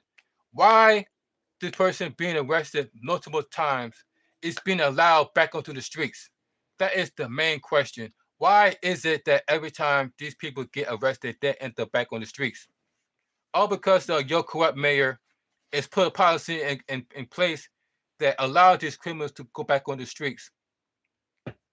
Like, it's called catch and release. As soon as they lock them up, and then they end up being not guilty, and they end up going back on the streets. The same thing happened with the shooting at the assassination of Donald Trump. That's right, ladies and gentlemen. Once again, somebody is trying to attempt to assassinate the president, former President Donald Trump. And just like what happened with the subway shooting, they also found this person right back on the street and found him not guilty. All because of the policy that we put in place by your elect mayor.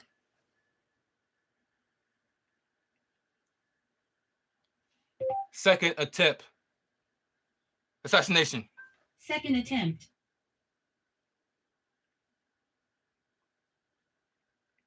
Second assassination attempt. Second assassination attempt.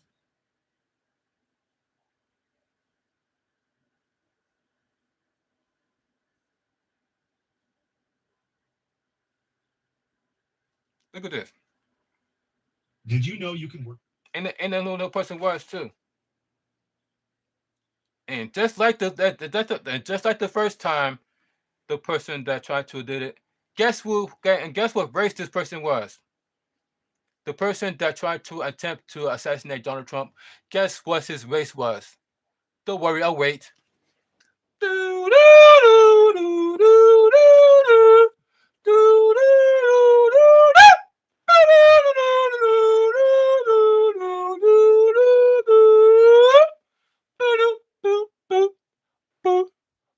Boom, boom. Is that your final answer?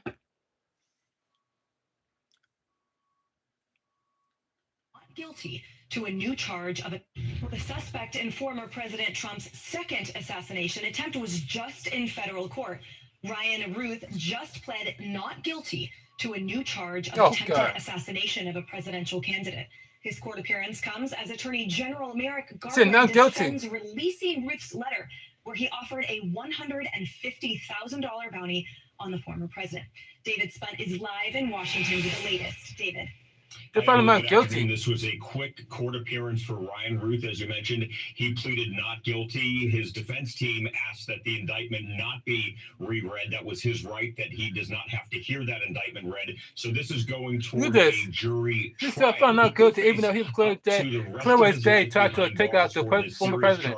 Yeah, not guilty of a presidential candidate. Now, you mentioned that letter from Attorney General Merrick Garland that's on the docket.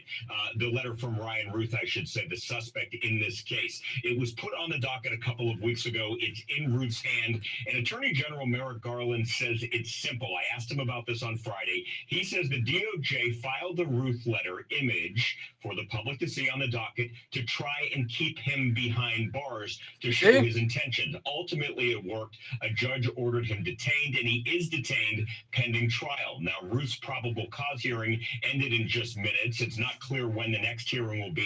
The magistrate judge did not set a next date. This will actually go to Judge Eileen Cannon, who overheard the Trump documents case and ultimately dismissed that case. Now, this letter, authorities say, is in Ruth's hand. It states that he was attempting to assassinate the former president and includes an apology for failing to kill Trump while offering a $150,000 bounty for anyone who can finish the job. Wow. Chairman Are you Jim Jordan serious? in Washington says releasing the letter could actually harm the former president president by encouraging others to think they could potentially get paid by Ruth. Jordan says the department's decision to broadcast the attempted assassin's bounty on President Trump at the same time that the department is aggressively and unconstitutionally prosecuting President Trump raises significant concern that the department could cause additional harm to occur. Now, Ruth's finances are unknown, but again, he does have a public defender. I asked the Attorney General on Friday about criticism for putting the letter on that public docket, and here's his response. Watch. Our first job with respect to Ruth was ensuring that he be detained. And when you file a detention motion, the prosecutors have to make the most reasonable judgment they can about what evidence is necessary to ensure detention. Now, Ryan Ruth could spend the rest of his life behind bars if he's convicted on those charges brought forward by Yeah, the but right now Justice he's not Department. guilty. Emily. David Spence, thank you. All right, so Congressman, talk to me about that balancing test, and what do you make of that? So on one hand, You see that? All because of the policy that put in place by your corrupt mayors that found him not guilty. Now, the reason why I say all mayors is corrupted and it found himself getting indicted because the same thing happened to my hometown in Philadelphia, Pennsylvania. If you know our mayor of Philadelphia, Pennsylvania, or the person is the reason why. If I'm mistaken, that showed this ad. They had showed this ad about some girl got raped by a minor and was set free because of the policy that was taking place by the mayor of Philadelphia, and that he's the reason why he's been let go, is able to do it again. He's able to do it. He able to do it again, not just once, but few times because he's able to be released, all because of the mayor decisions. And they're calling him corrupt. They're calling him all type of corruption. It's like this is exactly why all mayors. This is exactly why I keep saying to you guys that we all need to come together. We all need to put our differences aside and put these people out of office before they put us aside permanently. And y'all know what I'm talking about. Why I say permanently when it comes to us versus them. Because I don't know if you guys noticed that. I don't know if you guys noticed that we are dealing with a spiritual warfare. We are dealing with spiritual warfare where it's good versus evil. God's children versus Satan's children, these Satan worshippers. And I know you look like they are winning. I know it look like the other side is winning. But even what Cat Williams is saying, if y'all check out, I wish y'all to check out Cat Williams' interview with Shannon Sharp. Cat Williams put this out himself that we are dealing with spiritual warfare. We are in the middle of a spiritual warfare between good and evil. And right now, it looks like the evil are winning because they have more on their side. They have the officer on their side. They have the judges on their side. They have the president on their side. They have the all the governors and mayors all them on their side. But guess what's going to happen to them? All of them, one by one, is going down. This is said by Mayor. This is said by Cat Williams, and one of them is P. Diddy. P. Diddy is going down with along with these politicians, these mayors, these governors, all because they all was to participate in these sex parties or participating in these freak offs with P. Diddy is, and that's another reason why all the mayors is going down because they find themselves participating in these freak offs with P. Diddy.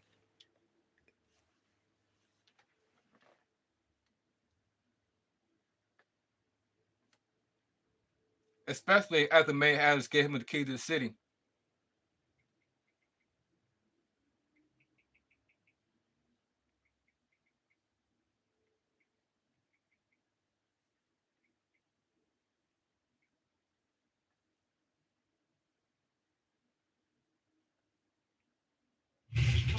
Combs abuse, threaten, and coerce victims to fulfill their sexual desire. No, thank you, guys. I'm not.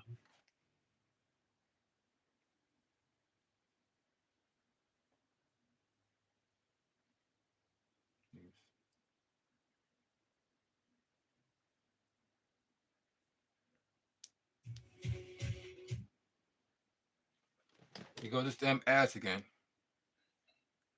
Sean Diddy Combs has been arrested by federal agents at a hotel here in New York City. Combs had been living there for several weeks. A person with knowledge of the investigation told NBC News the arrest was based on a sealed indictment brought by the Southern District of New York. The contents of the indictment won't be known until later today. See, man, I was giving the key to the city. Of lawsuits accusing That was him a of big sexual mistake. assault and misconduct. In March, federal investigators searched his homes in Miami and Los Angeles.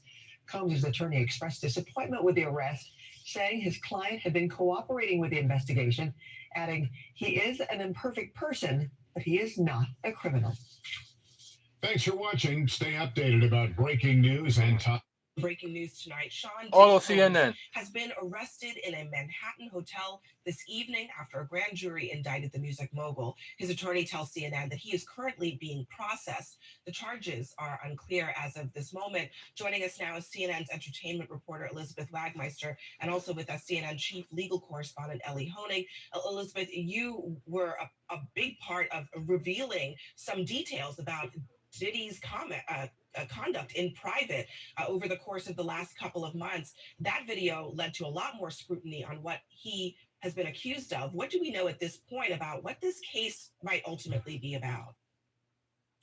Abby, at the moment, we don't know what the charges are. I have information that he was arrested tonight at a Manhattan hotel. He is currently I won't show being that, but processed. you know. I heard from his attorney. I don't know why you showing that. I don't like showing that. They said that in Women abuse. I don't like showing that. We don't condone that over here. We do not condone that over here. To New York last week. And here's a statement that I have from his attorney. He says, "We are disappointed with the decision to pursue what we believe is an unjust prosecution of Mr. Combs by the U.S. Just like he been doing. He goes on to say, and just like they know that May Adams been doing this since 2018, they know that P. Diddy been doing this since 97. This been going on since 97 all the way up to now. And yet they choose now to go after Diddy, just like they choose now to go after May Adams. Knowing full well that May Adams been doing, and they say this themselves, that they be keeping an eye on May Adams since 2018. Just like they've been following Diddy since 1997. But yet they let him go through all these years of all these accusations, all the way up to now, to arrest Diddy, just like they did with May Adams. They wait all up this time to do something about it. he is an imperfect person, but is not criminal. Now, Abby, that video that you just spoke about was a few months ago when our team broke this disturbing video of Diddy violently assaulting his ex-girlfriend, Cassandra Ventura, better known as the singer, her stage name, Cassie. Now, up until this point, when we broke this video, Diddy had denied the allegations against I can show him. that. Cassie is one of 10 civil suits against Diddy, 9 of which he is accused directly of sexually assault. Up until that video, he denied everything. After that video came out, he changed his tone. He apologized for his conduct in that video. But I have to tell you, Abby, just as of last week, a former member of Danity Kane, which was one of the bands from Making the Band, Diddy's show that was on MTV, she sued him for sexual assault and other disturbing allegations, and he denied that. So he continues the denials, and he still maintains his innocence, even though he has been arrested tonight. And Ellie, not a huge amount of information available tonight, but Elizabeth brought up something that I want you to give us a little bit of insight into. Diddy is here in New York, in Manhattan. He apparently came here in anticipation that something like this might happen. What should we understand about what that might mean? It could very well be that this is a federal arrest being processed here in New York. So, Abby, there are some important things we do not know, including the specific charges that have been lodged against Sean Combs. But there are some really important things we do know. First of all, based on the attorney's statement, based on our reporting, this is a federal prosecution. It's not a state prosecution. The fact that he's being processed in Manhattan tells me that's the Southern District of New York. That's consistent with the reporting that the Southern District of New York had been handling this case. That's the office I used to work at. That's an office that sort of specializes in high stakes cases. Just in the last year or so, Southern District of New York, just as an example, has successfully prosecuted Sam Bankman-Fried, Senator Robert Menendez. The other thing that we do know is a grand jury has indicted Sean Combs, meaning they found probable cause that he committed at least one federal crime. Now, as to what happens next, there will be, likely tomorrow or within the next couple of days, but usually in the SDNY, you try to do it the next day, there will be an arraignment, meaning Sean Combs will appear in court with his lawyers. There are no cameras in federal court. He will be advised of the charges against him, and he will almost certainly enter a not guilty plea. But the key thing to watch for is then we'll have the question of bail. Will prosecutors agree to let him out on bail? Will prosecutors ask the judge to lock him up pending trial? That could end up in a contentious argument. So these are things that are going to play out over the next 24 or 48 hours. And finally, Abby, with respect to the charges themselves, it's important to note, we've all seen that video, but assault and sexual assault are not federal crimes. Those are prosecuted in state court. So what I expect to see when we see this indictment is some sort of crime with some element of organization to it, sex trafficking, something along those lines, if it's based on some of the allegations we've heard. And of course, back in March, his homes in LA and in Miami were raided. All of this leading up to this moment. Elizabeth and Ali, a lot more to this story will be coming up in the coming days and weeks. And then just like what Diddy did, y'all remember when all this stuff came out, right after he made that apology video, right after Diddy made that apology video, guess what Diddy decided to do with his Instagram? He decided to delete all of his videos and posts off of Instagram. Right after he posted that apology video, he decided to delete all of his videos, deleted all of his posts. And because of that, it made it worse. It made it worse because now people are questioning him even more. It was exactly why Diddy is in jail right now, because people go looking at him like, whoa, if everything that you said is sincere, why did you delete? Not only did you delete that video, but you delete every other video that you made with over the years. And Diddy had like over thousands upon thousands of videos on Instagram, and yet he deleted all of them, including the apology video. Stephen had even came at Diddy for doing that. And now, guess what your favorite celebrities is doing? Your favorite celebrities, your favorite artist, your favorite athlete that found themselves associated with Diddy, found themselves being a part of this Diddy party. Guess what they decided to do? That's like what Diddy did. Delete all their posts, deleted all their text messages, all their delete all their posts, delete all the pictures, all their videos, all their comments made towards Diddy. And one of them is Usher. Usher got called out for deleting all of his posts off of Twitter. That's right, ladies and gentlemen. When after people started to tie Diddy with Usher, because it was Usher responsible for bringing Justin Bieber to Diddy, because according to Diddy, Justin Bieber was brought into the game by Usher, and he was, I guess, Usher was managing Justin Bieber, and Diddy was I guess managing Usher, so he had Usher bring Justin Bieber to Diddy, and ever since then, things has been never been the same for Justin Bieber. It even came up to the point where Justin Bieber had come out with a song about what happened at the Diddy party called Diddy Party. He mentioned that on the song, by the way, search it up, this new song by Justin Bieber called Diddy Party by Justin Bieber. He said that um he got caught up in the Diddy party. It didn't start out how it goes. He was in it for a new Ferrari, but cost him more than his soul. These are the words that came out of Justin Bieber's mouth on those songs, that he basically admit that he had acts with Diddy for a Ferrari. Not only did he have acts with Diddy he also have acts with Meek Mills. He also have acts with Meek Mills. Now Meek Mills going around calling himself playing damage control, trying to make it seem like, oh, it's a lie, or it's a lie, or where are these women coming from, and I'm straight and this and that. But you have people like Justin Bieber coming out saying that he has sex acts with not just with Diddy, but also with Meek Mills. And then you also see the stories and pictures of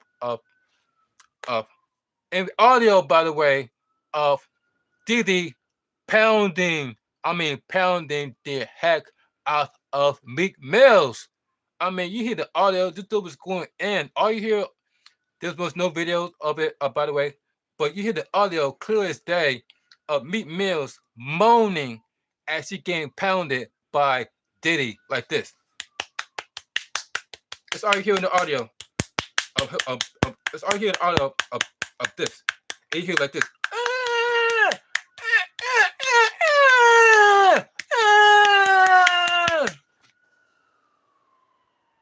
Willie Meek Mills. Willie Meek Mills. And you wonder why people have been questioning your sexuality ever since. And it's not just there, ladies and gentlemen. Guess who also know about this? Nicki Minaj. There's a reason why Nicki Minaj and Meek Mills broke up in the first place. It's not because of he was cheating on Nicki Minaj. It's because he been caught numerous of times with Diddy. He'd rather spend numerous nights with Diddy than to spend nights with Nicki Minaj.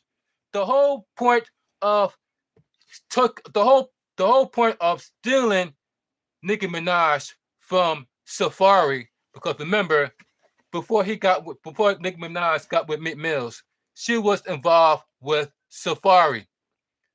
And Safari was known as Nicki Minaj's ghostwriter. Nicki Minaj didn't always write her own rhymes, by the way, ladies and gentlemen. Nicki Minaj did not always write her own rhymes. Safari was the known ghostwriter for Nicki Minaj. All the way from the beginning of her career, Safari has wrote the majority of Nicki Minaj's rhymes. You hear from Super Bass, from Only, from all the songs you hear from the past was wrote by Safari. So he did all this pursuing and stealing Nicki Minaj from Safari, literally showing Nicki Minaj's video of Safari having sex with other women. And this is exactly how he was able to bag up Nicki Minaj. For him to do that and for him to turn around and do all this stuff with Diddy, like, are you freaking serious? And then they found himself wearing matching outfits. Just saw the outfits Meek Mills and Diddy was wearing together. They was wearing matching outfits. And then Meek Mills would call himself saying that, oh, these are lies. I'm straight. I'm straight. I'm straight. But yet the video evidence of him and Diddy come into a party dressing alike.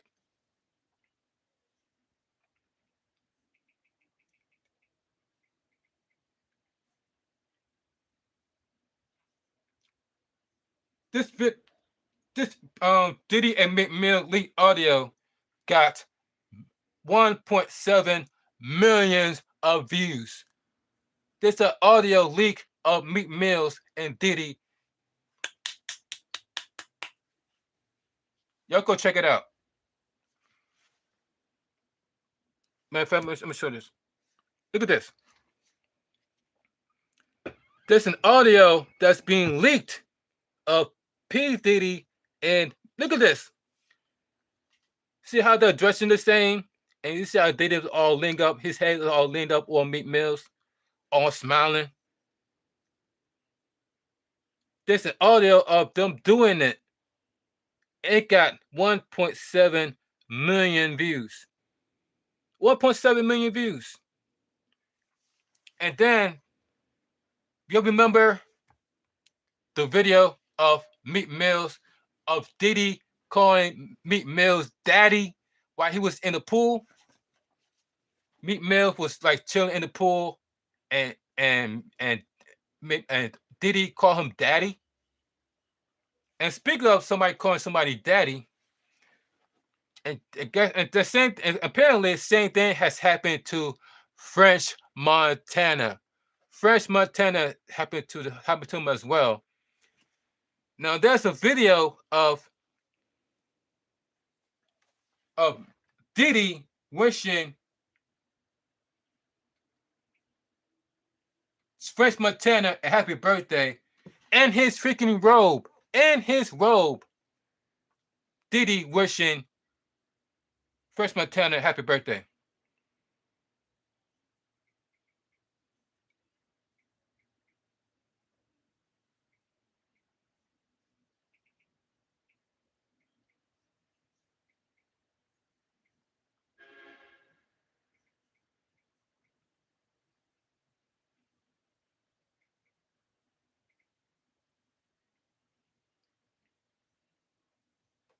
Happy birthday, dear friend. Look at it. Happy birthday to you. This is a special birthday for both of us. Look at this. You hear that? Happy birthday, dear friend. Happy birthday to you.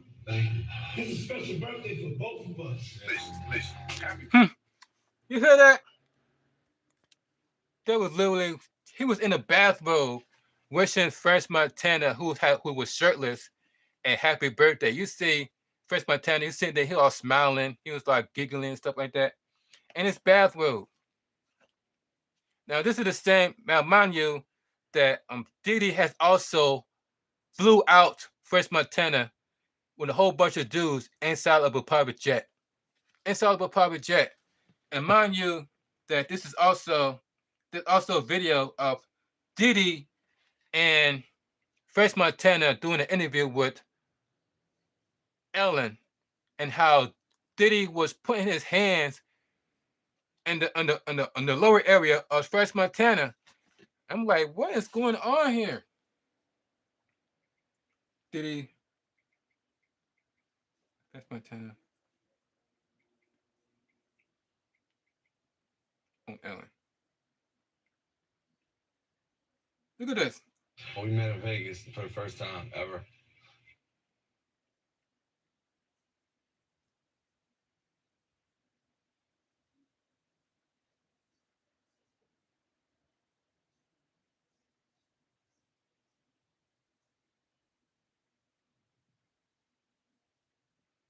Party were they talking about? So we get to the party and they... It's an amazing thing that you're doing, and I think that's amazing because you can make it and do nothing and just. This is the interview when you go check it out on Ellen of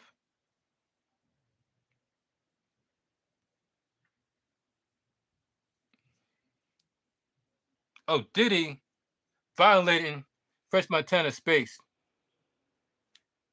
He grabbed his lower area and French Montana did. They just sat there and just smile about it. I'm like, whoa, what we? Let me show you another. I'm showing you another part of it.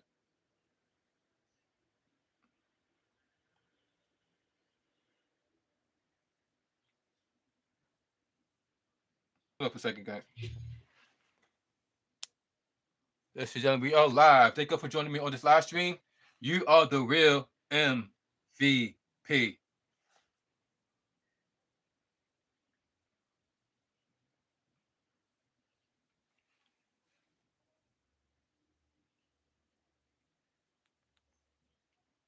However, we're going to take an observation, and then after that, we have a small other clip of him doing some other sus diddling stuff. Look at this. While, Hey, shout out to French Montana's birthday. Okay, more on that later. Before we McQueen. Shout out to McQueen. Make sure to shout out to the channel. How to get in that hotel chair. Let's get into this video. Oh boy, Look at this. This is the video of Diddy touching Fresh Montana inappropriately. To the show. Big brother. How did you two come? See, Look at that. This is just all right, man. Look, even my barber knows. If I'm in the barber chair, Look at this. and for whatever something drops, you know what I'm saying, like on the damn cloak, okay, and it's on my lap. Like this happened last week, okay. I'm getting my hair cut, and something dropped on my lap. My barber said, "I'm not picking that up." I was like, "Oh no, you ain't gotta worry about it, brother. I already know, okay." These are things that men shouldn't have to talk. These should just be known things. You shouldn't be touching anywhere in this area, right? Look at that. Look at what Diddy doing. A man just putting his hand anywhere near another man's area right here. Oh my God. This was very suspect, man. Do not put your hand right there. It's weird as hell. Don't even have your hand hovering over. It just feels weird. And even when it's kind of appropriate, like let's say, I don't know, there's always those random, situations where, you know what I'm saying, someone just quickly picks up something that is on your lap. Look at where his hand at. Look where his hand at, yo. Even those little Look where his hand at. situations is just weird. Yeah, come on, Diddy. Wake him off because it's just like, all right, that kind of makes sense. But it just, you know what I'm saying? It's just still weird. The fact that this is just, he's just comfortable doing this, all right? Right. Now, girls might not understand how weird this is. But every man understands this is just weird. Don't put your hands like, it's just intrinsically every man knows. Keep your hands off of that area. All right. Oh boy, welcome to the show. Look at this. Big brother. How did you two? Yeah, look what he's doing. This is really a special relationship. So this is big for both of you. But how did you come together? Love. No. Love. What? We said we come together by love. He said love. What you mean love, man? Said that like it was a damn love story. So you sound like the damn chick flick. How'd you guys meet? Well, it's just the power of love. Oh God. What are you talking about, man? You hear that? Like, does these things just? And this is exactly why it's going to be even harder as men. It is going to be even harder to find ourselves finding. It's already hard enough to find friends as it is. It's already hard enough for us guys to find love as it is. But it's going to be even harder to find friends, and because of now people go look at guys hanging with guys and be like, oh my God, he must be sus because they're hanging around each other too much. Something must be going on here. What's up? What's going on? Where the chicks at? Where the chicks at? Why there's two men? Why there's men hanging out with each other all the time? Where the females at? So it's gonna be even harder for us straight men to make friends with other straight men without being questioned, without our sexuality being questioned, because of guys like Diddy.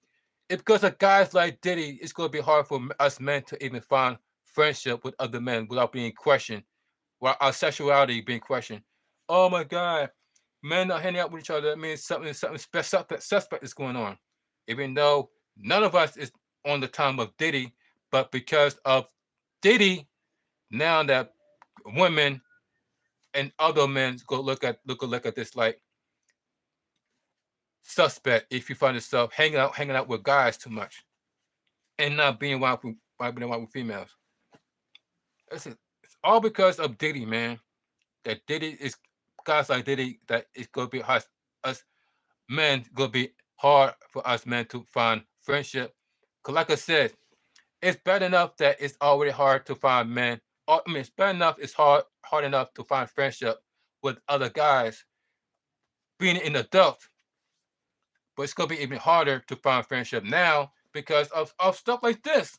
Because if you find yourself meeting dudes, if you want to find yourself being involved with this brotherhood and friendship and friends to the end, how do you hell, ha ha ha, all this stuff, without having a manhood in question, all because of what's going on with Diddy, Fresh Montana, and Jay-Z, and people like Nas, all of them that he claims to be friends or doing stuff behind the scenes that are very, very suspect, are very, very, very zesty, if you will. So, yeah, it's going to be even harder for us men to find friendship with other men now that stuff like this is happening. But this is this. Because more and more stuff like this is happening behind the scenes when it comes to like the entertainment industry. Guys on guys. And now you hear stories about and I hear a story about Justin Bieber and Will Smith's sons. Also, like, you know, like I said, it's gonna be harder for us guys to make friendship now, thanks to the entertainment industry. Because all you gotta do is look at the entertainment industry and be like, look what they're doing in the entertainment industry. They claim to be bros and bros before hoes and this and that. But look what they're doing behind the scenes. Is it which why they're saying this? Bros before hoes. Even with Bobby's murder, when Bobby Smurder first got out of jail, he been acting super suspect. He been finding himself. And and I don't even remember when was the last time Bobby Smurder ever put out an album, put out a song. He been out here making TikTok videos. He been out here making YouTube videos, Instagram videos of him acting a little zesty. Hey, look, check this out. Bobby Smurder acting a little suspect.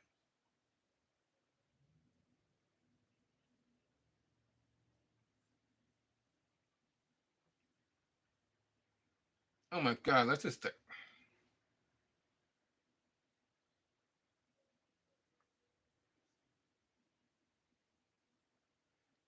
That's okay, guys. Make sure you're subscribed to Watch It with McCrean. He's his YouTube channel. I'll make sure I give him the credit. Make sure I give him some credit. So I won't find myself getting copyrighted. I'll give you the credit to the content creators that the Bobbin is. So shout out to Watch It with McLean. Make sure you subscribe to his YouTube channel. He doing the mention that ever since Bobby Smurder got out of prison, Bobby Smurder been acting a little zesty lately.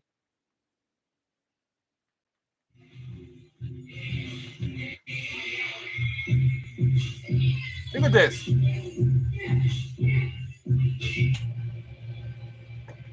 Are you serious? Let me show you again. Look at this.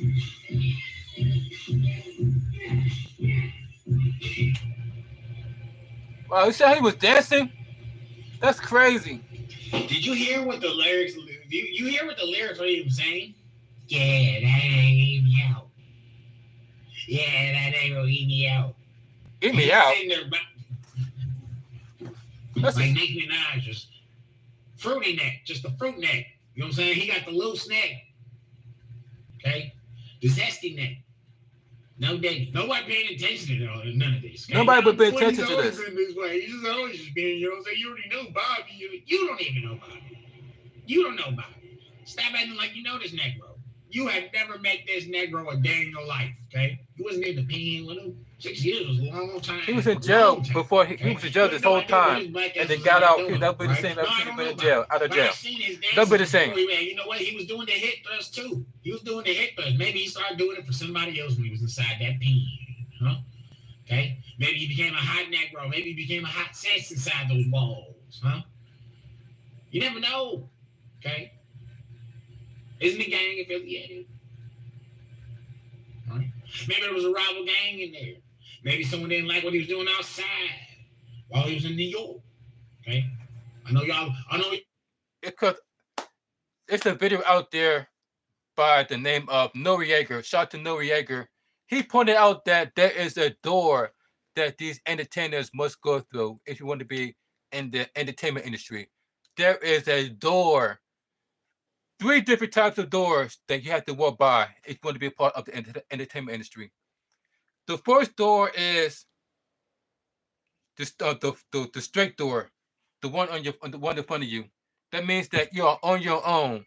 That means that everything come out of pocket. You are independent. Not on. I think it's on. You're doing the independent route.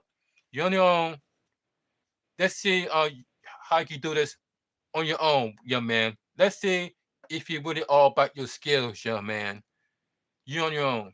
The second door It's either you join the LGBTQ community or you had to blood sacrifice somebody you love. Either you have to join the LGBTQ community or blood sacrifice somebody you know and loved. And looks like some of these rappers chose to join the community. And one of them is Diddy. Now, it's also known that he also blood sacrificed somebody that he loves. And we all know who that is. Say it with me now. Kim Porter. That's right. There's a lot of stories about him blood sacrificing Kim Porter. But specifically by none other than Jaguar White. Jaguar White. And not to mention people like Wendy Williams. You remember Wendy Williams?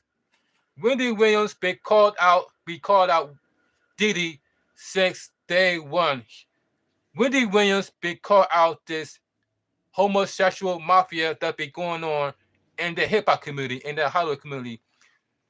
Wendy Williams been calling out people like that for years on her talk show. If you guys watch her talk show on the Good Morning around 10 o'clock p.m. Eastern Time, 8 p.m.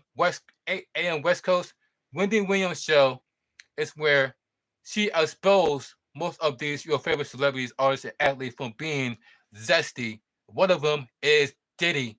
She even found herself getting fired from the radio show for exposing Diddy's sexuality and found herself working right here in Philadelphia, Pennsylvania. That's right. The only reason why she found herself working at a radio station here in Philadelphia, Pennsylvania, because she was fired from New York radio show because Diddy said that if you don't fire her, I am not on anybody that's associated with me will not will nothing to do with you. We will not do business with you. So basically, Diddy threatened businesses to not thrive if they didn't fire Wendy Williams. So that's exactly what happened with Wendy Williams, and that's exactly why Wendy Williams found herself working from New York City to Philly, and that's exactly why Wendy Williams has been MIA, because according to sources that Diddy is trying to unalive Wendy Williams. That's exactly why Wendy Williams has to be the same sense. That's why Wendy Williams been looking like she's on drugs, look like she should be look like Wendy Williams has been doped up, all because of what they are doing to her, keeping her silent, because they don't want Wendy Williams to keep spilling the beans about Diddy and the industry. And Wendy Williams has been shown on television ever since. Ever since then, we haven't seen Wendy Williams since. And now all the stories about every person that was involved in this Diddy party is being called out. That's why most mayors find themselves resigning because they didn't want nothing. They didn't want to get caught being associated with Diddy. From TD Jakes, even the mayor of California resigned. Did you know that the mayor of California resigned as mayor? Ever since Diddy house got raided, that's you know all mayors found themselves resigning, including the mayor of California. Mayor of California resigned. Mayor California resigned. Coding. So check this out. This is exactly why I did this live stream, because this is so much that I need to cover. Look at this. Mayor, starting this weekend. Thanks for joining us. I'm Hunter Sowards. And I'm Marley Ginter. In a surprise move, the mayor said he is resigning effective Saturday and said he is moving immediately to Kentucky, calling California's politics evil. In tonight's Politics at Large, Steve is live in Citrus Heights with Steve, why the mayor says he couldn't wait to leave until the end of his term. Yeah, live in this neighborhood in Citrus Heights, the mayor moving right now. In fact, There is his moving truck. He is busy loading up his home as we speak, and he is planning Look at this. on He tried to get out leaving of the he state. tried to get Now, out this of is the a Dodge, surprise so nobody will and question new him. twist. He had already announced that he would be leaving California because he says California's politics are evil. You heard that, right? The mayor and his moving van. Is this a statement move? Are you making a statement? Absolutely. Yeah. Citrus Heights Mayor Brett Daniels dropped the sudden exit to his city this week, moving up his move-out date to right now. He had previously announced he'd wait until the end of his term to leave the state. Financially, it was going to be kind of crushing and whatnot, and so out of a bigger concern for my wife and daughter, we made the decision to go ahead and finish up now. The mayor says he's leaving California because of what he calls the evil state legislature. And I feel that evilness has permeated the state legislature. There's a lot of words you can use. You can just bad, I don't like it, not for me. But evil is a sinister. It is. It is, and I feel that is the case.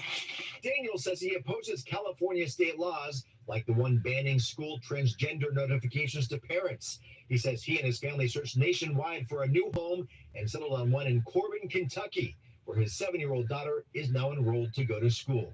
It's a nationally recognized school. I'm concerned that there are some critical issues that we'll have to push back till after the election. Citrus Heights Councilmember Tim Schaefer is now scrambling to fill roles following the mayor's sudden departure. And business member Ray Rulli is also upset. They have no mayor and they have no mayor in California. No mayor. From an elected office because you dislike the people on the other side. It's sad, but we become disgusted with California politics. The Citrus Heights mayor moving on, calling out California politicians in favor of Kentucky's. I hope they Wow. You move over to Kentucky? Definitely an unusual situation. So the city of Citrus Heights will have no mayor, at least until mid-September when the city council meets next to decide what to do with the position for the remainder of the year. Wow, and that right there See? quite a shake-up because they. Now we are in the beginning of October. October 1st. If that's right, ladies and gentlemen, it is the first of the month of October. So I wonder, do they ever got a replacement mayor over in California, or they still have no mayor up there? Because with them not having no leadership and mayor over in California, guess what's happening in California? That's right, a whole bunch of crimes, a whole bunch of break-ins, a whole bunch of robberies, a whole bunch of home invasions happening in California, all because they have no real leadership. Home invasions in California. Home invasions in California. Home invasions has become increasingly higher than ever before, ever since the mayor has been. Look at this. Matter of fact, let's go to recently. Let's go to recent. Home invasions in California. This has happened 13 days ago, guys. 13 days. The home invasion happened on 11:30 last night. One of the residents says the family was held at gunpoint after a group of 4 to 5 masked suspects broke into the home and demanded money. A woman at the home was left bruised and checked out by paramedics at the scene. It's unclear what was Home taken invasions. from that house. Police are reviewing surveillance footage that may have captured the suspect vehicle getting away.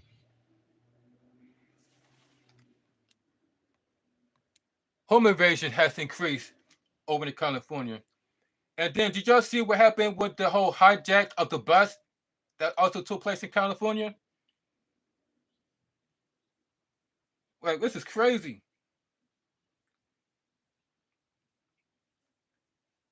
Bus hijacked in California. Look at this. Another thing happened in California. We begin with breaking news. One person has died after a suspect hijacked the Metro bus at gunpoint overnight. Police pursued the bus for about an hour before it came to a stop in downtown Los Angeles. But the terrifying situation did not end there. The suspect held the people on board hostage. He was eventually taken into custody. Everyone else on board of that bus was rescued. However, once again, one person was killed. KTLA5's Eric Spillman live now from downtown with the latest details. Eric, good morning. Good morning. Dramatic and terrifying situation here involving a man with a gun who held a bus driver, a Metro bus driver, at gunpoint and went on a police pursuit. Let me show you where the bus is now. It's parked down the street here near the corner of 6th and Alameda. You can see its lights still flashing. The SWAT team had to rescue the driver and 2 passengers, but one person, also believed to be a passenger, was shot and eventually died at a hospital. Now the Metro bus still here at the corner of Alameda and 6th Street. You can see it. Let's talk about how this all started. It was around 12:45 a.m. when the LAPD began chasing this Metro bus. This began at the corner of Manchester and Figueroa. The driver was somehow able to let authorities know that there was some kind of emergency on board the bus. He activated a panic button to let authorities know there was an armed man on the bus who was holding the driver at gunpoint. There were also at least look at that at gunpoint, y'all. Presumably passengers. The chase lasted for about an hour on surface streets, went on for like 10 miles with many, many officers and patrol cars pursuing it. Officers at one point, or actually at several points, threw down spike strips to try and slow down the bus. Eventually, they got it to stop here at 6th and Alameda. At that point, they called in LAPD SWAT, and the SWAT team used a flash bang device to get the driver out safely.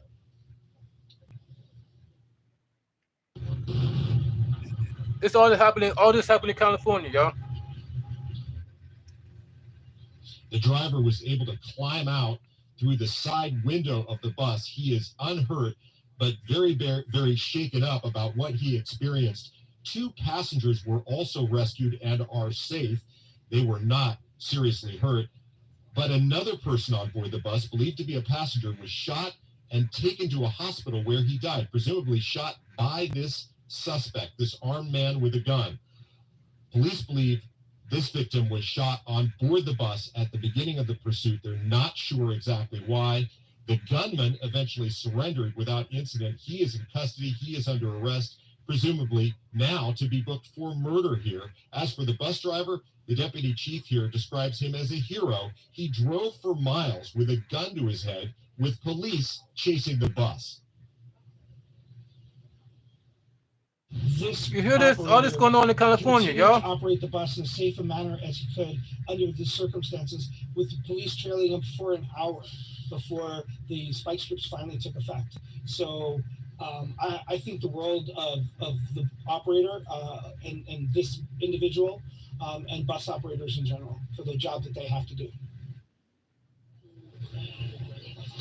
Back here live showing you the scene. Still many, many investigators here, many, many officers. And of course, the one big question we have, as well as officers here on the scene and detectives are trying to figure out, is what motivated this crime? Why did this man with a gun take the bus driver hostage? Why did he hijack the bus? And why did he shoot this other person on board the bus, resulting in that man's death?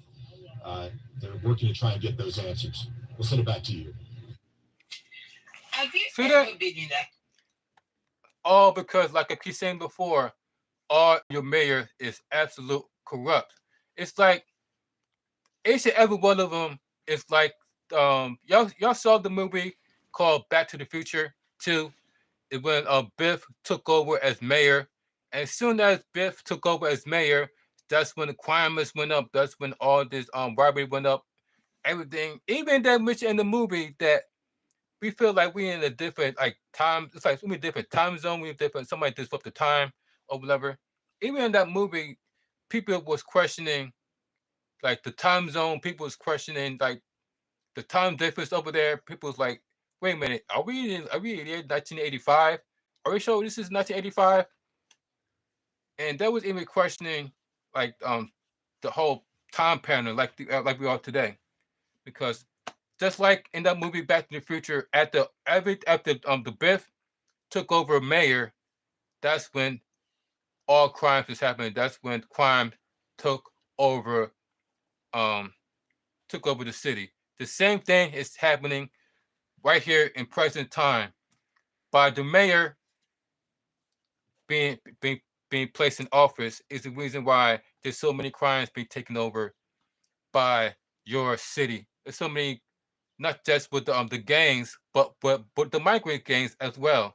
So now we got the migrant gangs, especially when it comes to and people in like Chicago, especially going on in Chicago and Detroit, and people like in Oakland, California, where we got migrants gangs versus the gangs in your area. The point where we start seeing shootouts, people are getting hit left and right, people get caught in the crossfire, all because of all this gun violence be taking over your city, all because of who is in charge. Because I best believe you that if we have a solid leadership, if we have a solid leadership, none of this would not be going on today. None of this corruption that we're hearing today about your mayors will not be going on today. But because we got corrupt people in office, it mainly starts at the top. And we all know that Joe Biden is corrupt as hell.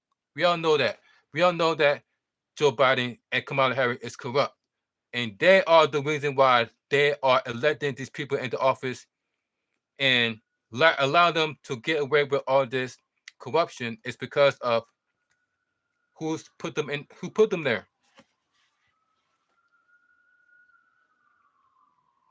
Even our U.S. troops is trying to tell you guys, our U.S. troops been trying to tell us for years, that our world leaders and governments are criminals. And if we don't act now and remove these people from office, that is going to take away our rights and freedoms.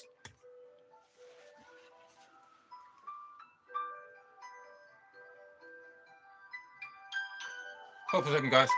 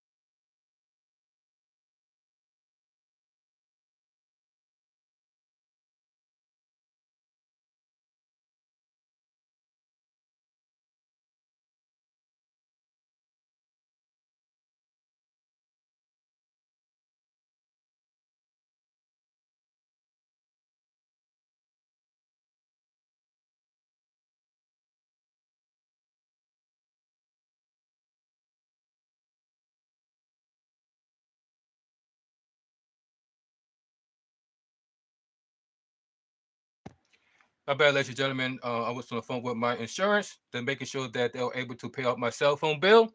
So therefore, I will have to come out of pocket because, as you guys know, I'm now a member Chapter 5, of Season 4, T-Mobile. Absolute Doom is Hey, here. shut And up! so far, it has I'm a member of T-Mobile. I'm no longer a part of Metro, so they're making sure that they are able to pay my cell phone bill for me, my insurance. So therefore, we're able to come out of the pocket. So my bad, y'all, for the delay, but we are back. So that what that was. Phone call for my insurance.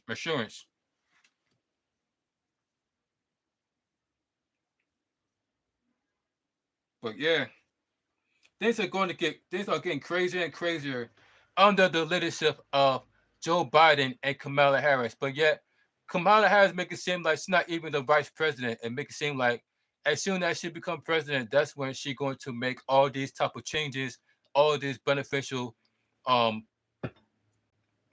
she make it seem like she's going to do her duties as soon as she become president, forgetting that she make it seem like she is not the current vice president of the United States of Joe Biden.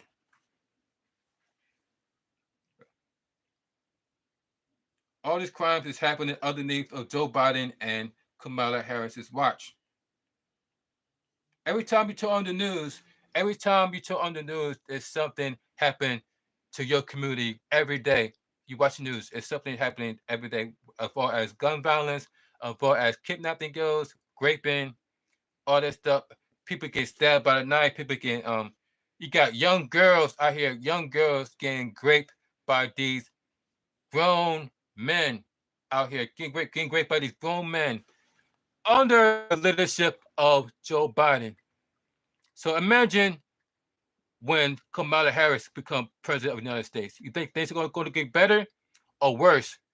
Even though Kamala Harris is the current vice president of the United States and Joe Biden is the current president of the United States, all this stuff is happening underneath their watch. But yet she wanted to make it seem like as soon as she become president of the United States, as soon as you elected her as president, all that is going to go away.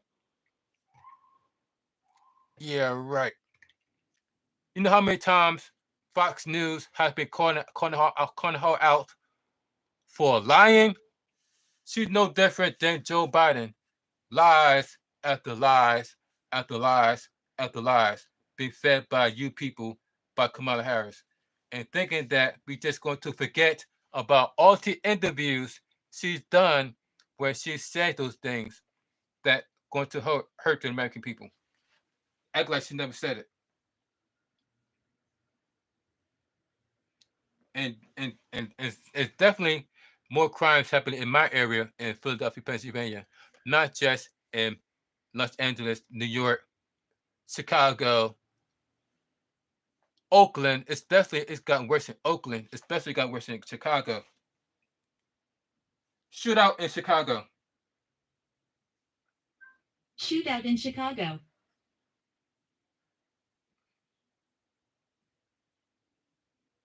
Look at this. All this happening on Chicago.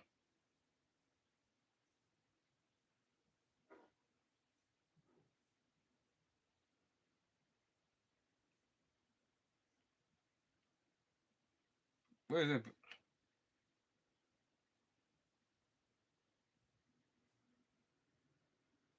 Oh,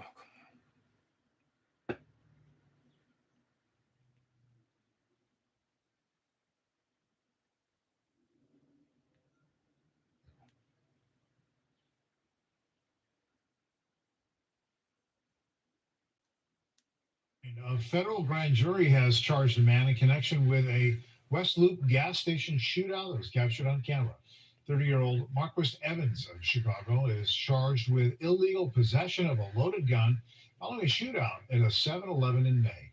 Police say nobody shootout. was hurt. According to the complaint, Evans equipped his gun with a conversion device, allowing the weapon to fire multiple rounds with just a single pull of the trigger. Arraignment is set for this coming Thursday. all these shootouts happening in your city. 7-Eleven. 7-Eleven. This is what happened. Look, this is what happened with 7-Eleven in Los Angeles, when all those teenagers end up running into the store and pulled a smash and grab. You see what happened with California? Look at this. It's Friday night. Do you know where your children are? Shit, man. Dozens of young people on bicycles stormed a 7-Eleven convenience store in Look at this. Pico Robertson this Friday evening, stealing whatever they could get their hands on, including food and lottery tickets, stuffing their shirts and sweatshirts and pockets with the merchandise, ransacking and trashing the place in a matter of minutes. When it was over, the scene inside was disarray. A violent crowd scattered into the darkness as quickly as it arrived. All of the criminal activity captured on camera and posted on social media. All this KTLA happening has on covered Los several Angeles. similar cases within the last few months. Often these types of mob scenes or blitzes will accompany a street takeover with dangerous stunts and reckless driving Damn. in intersections. Victims and business owners are left grappling with deciding whether to clean up, keep going, and risk further turmoil or close down for good. A mob of thieves This is not good for hit business, this y'all. This is not same good for convenience business. store back in August. Look at that.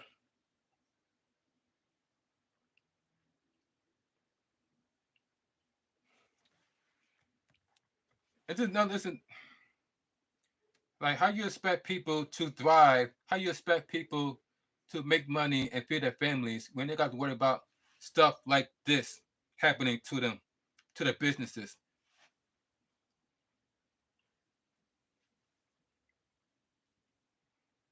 It's just crazy, man.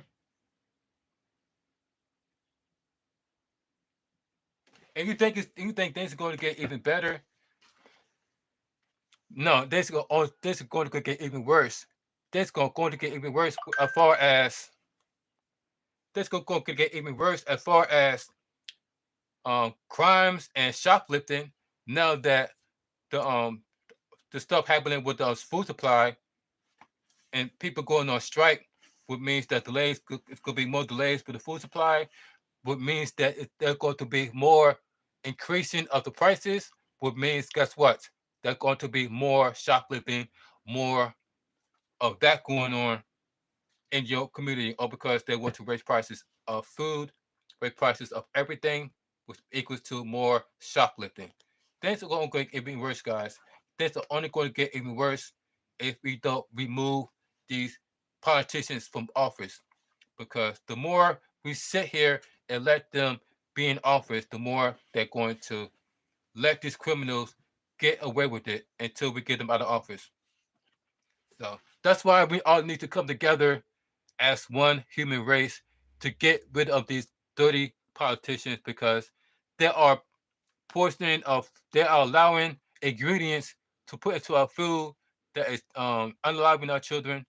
They are allowed, and then having them act this way is the reason why you see a whole bunch of teenagers doing all this to themselves. You see teenagers doing this subway surfing on trains now. Now they're doing the subway surfing on train tracks. I mean, on top of the trains, all because of what they are eating that are causing these adverse effects. They're messing with the mental. It's like they say, guys. You are what you eat. That's why the saying goes: you are what you eat. Whatever you putting out into your body, supposed to be beneficial to you. It's not supposed to cause you any harm to your body. But ever since they are allowing these ingredients to put, they're allowing these ingredients to put into our foods and our supplies. It's the reason why people are having these crazy behavior problems, especially when it comes to the fast food industry, because that's the only thing people can afford.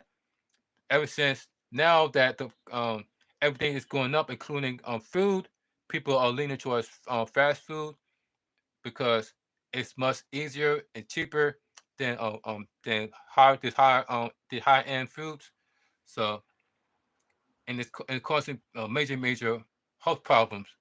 If you have diabetes, ADD, ADHD, either you're dealing with asthma, or you got diabetes, or you got some type of chronic disease, or you got cancer, all link up to what you are eating. And that's even they're saying that our food is being poisoned because they're not doing that overseas. They're not doing that to Mexico. They're not doing that in any other country but this country. That's why we need to all come together and stop with all the killing with each other and focus on getting these politicians out of office. Because if we don't, it's going to be the end for all of us. I guarantee you. They keep telling you that in plain sight over and over and over again, and then that will not stop until we are out of here. So I'm about to end this live stream, you guys. I'll be on here for like almost damn near 2 hours. I'm about to come back on here and we're about to do this Raw WWE Monday Night Raw review. So I'm about to come back on here at 4 o'clock p.m. Eastern Time. Make sure you hit the notification bell and hit it on all so you won't miss my up and coming WWE Monday Night Raw review. That's coming up around 4 p.m. Eastern Time. So it's about in 2 hours now. So in 2 hours, I'm going to come back on here. We're going to do this WWE Monday Night Raw review. Thank you all for joining me on this live stream. You are the real MVP. Make sure you stay hydrated, eat something good, and like I keep saying to you guys, make sure that you are paying attention to your surroundings because we are living in the lawlessness of Joe Biden and Kamala Harris. And Trump hasn't been in office for years, but yet they still are blaming stuff on Trump. But yet they are in charge of this country right now. So pay attention to your surroundings, eat good, stay baked, and I'll catch you on the next one. Like I said, I'm coming back around 4 p.m. Eastern Time. So hit the notification bell on all because I'm coming back. Until then, I am signing out. Deuces. Have a blessed day, y'all. Until then.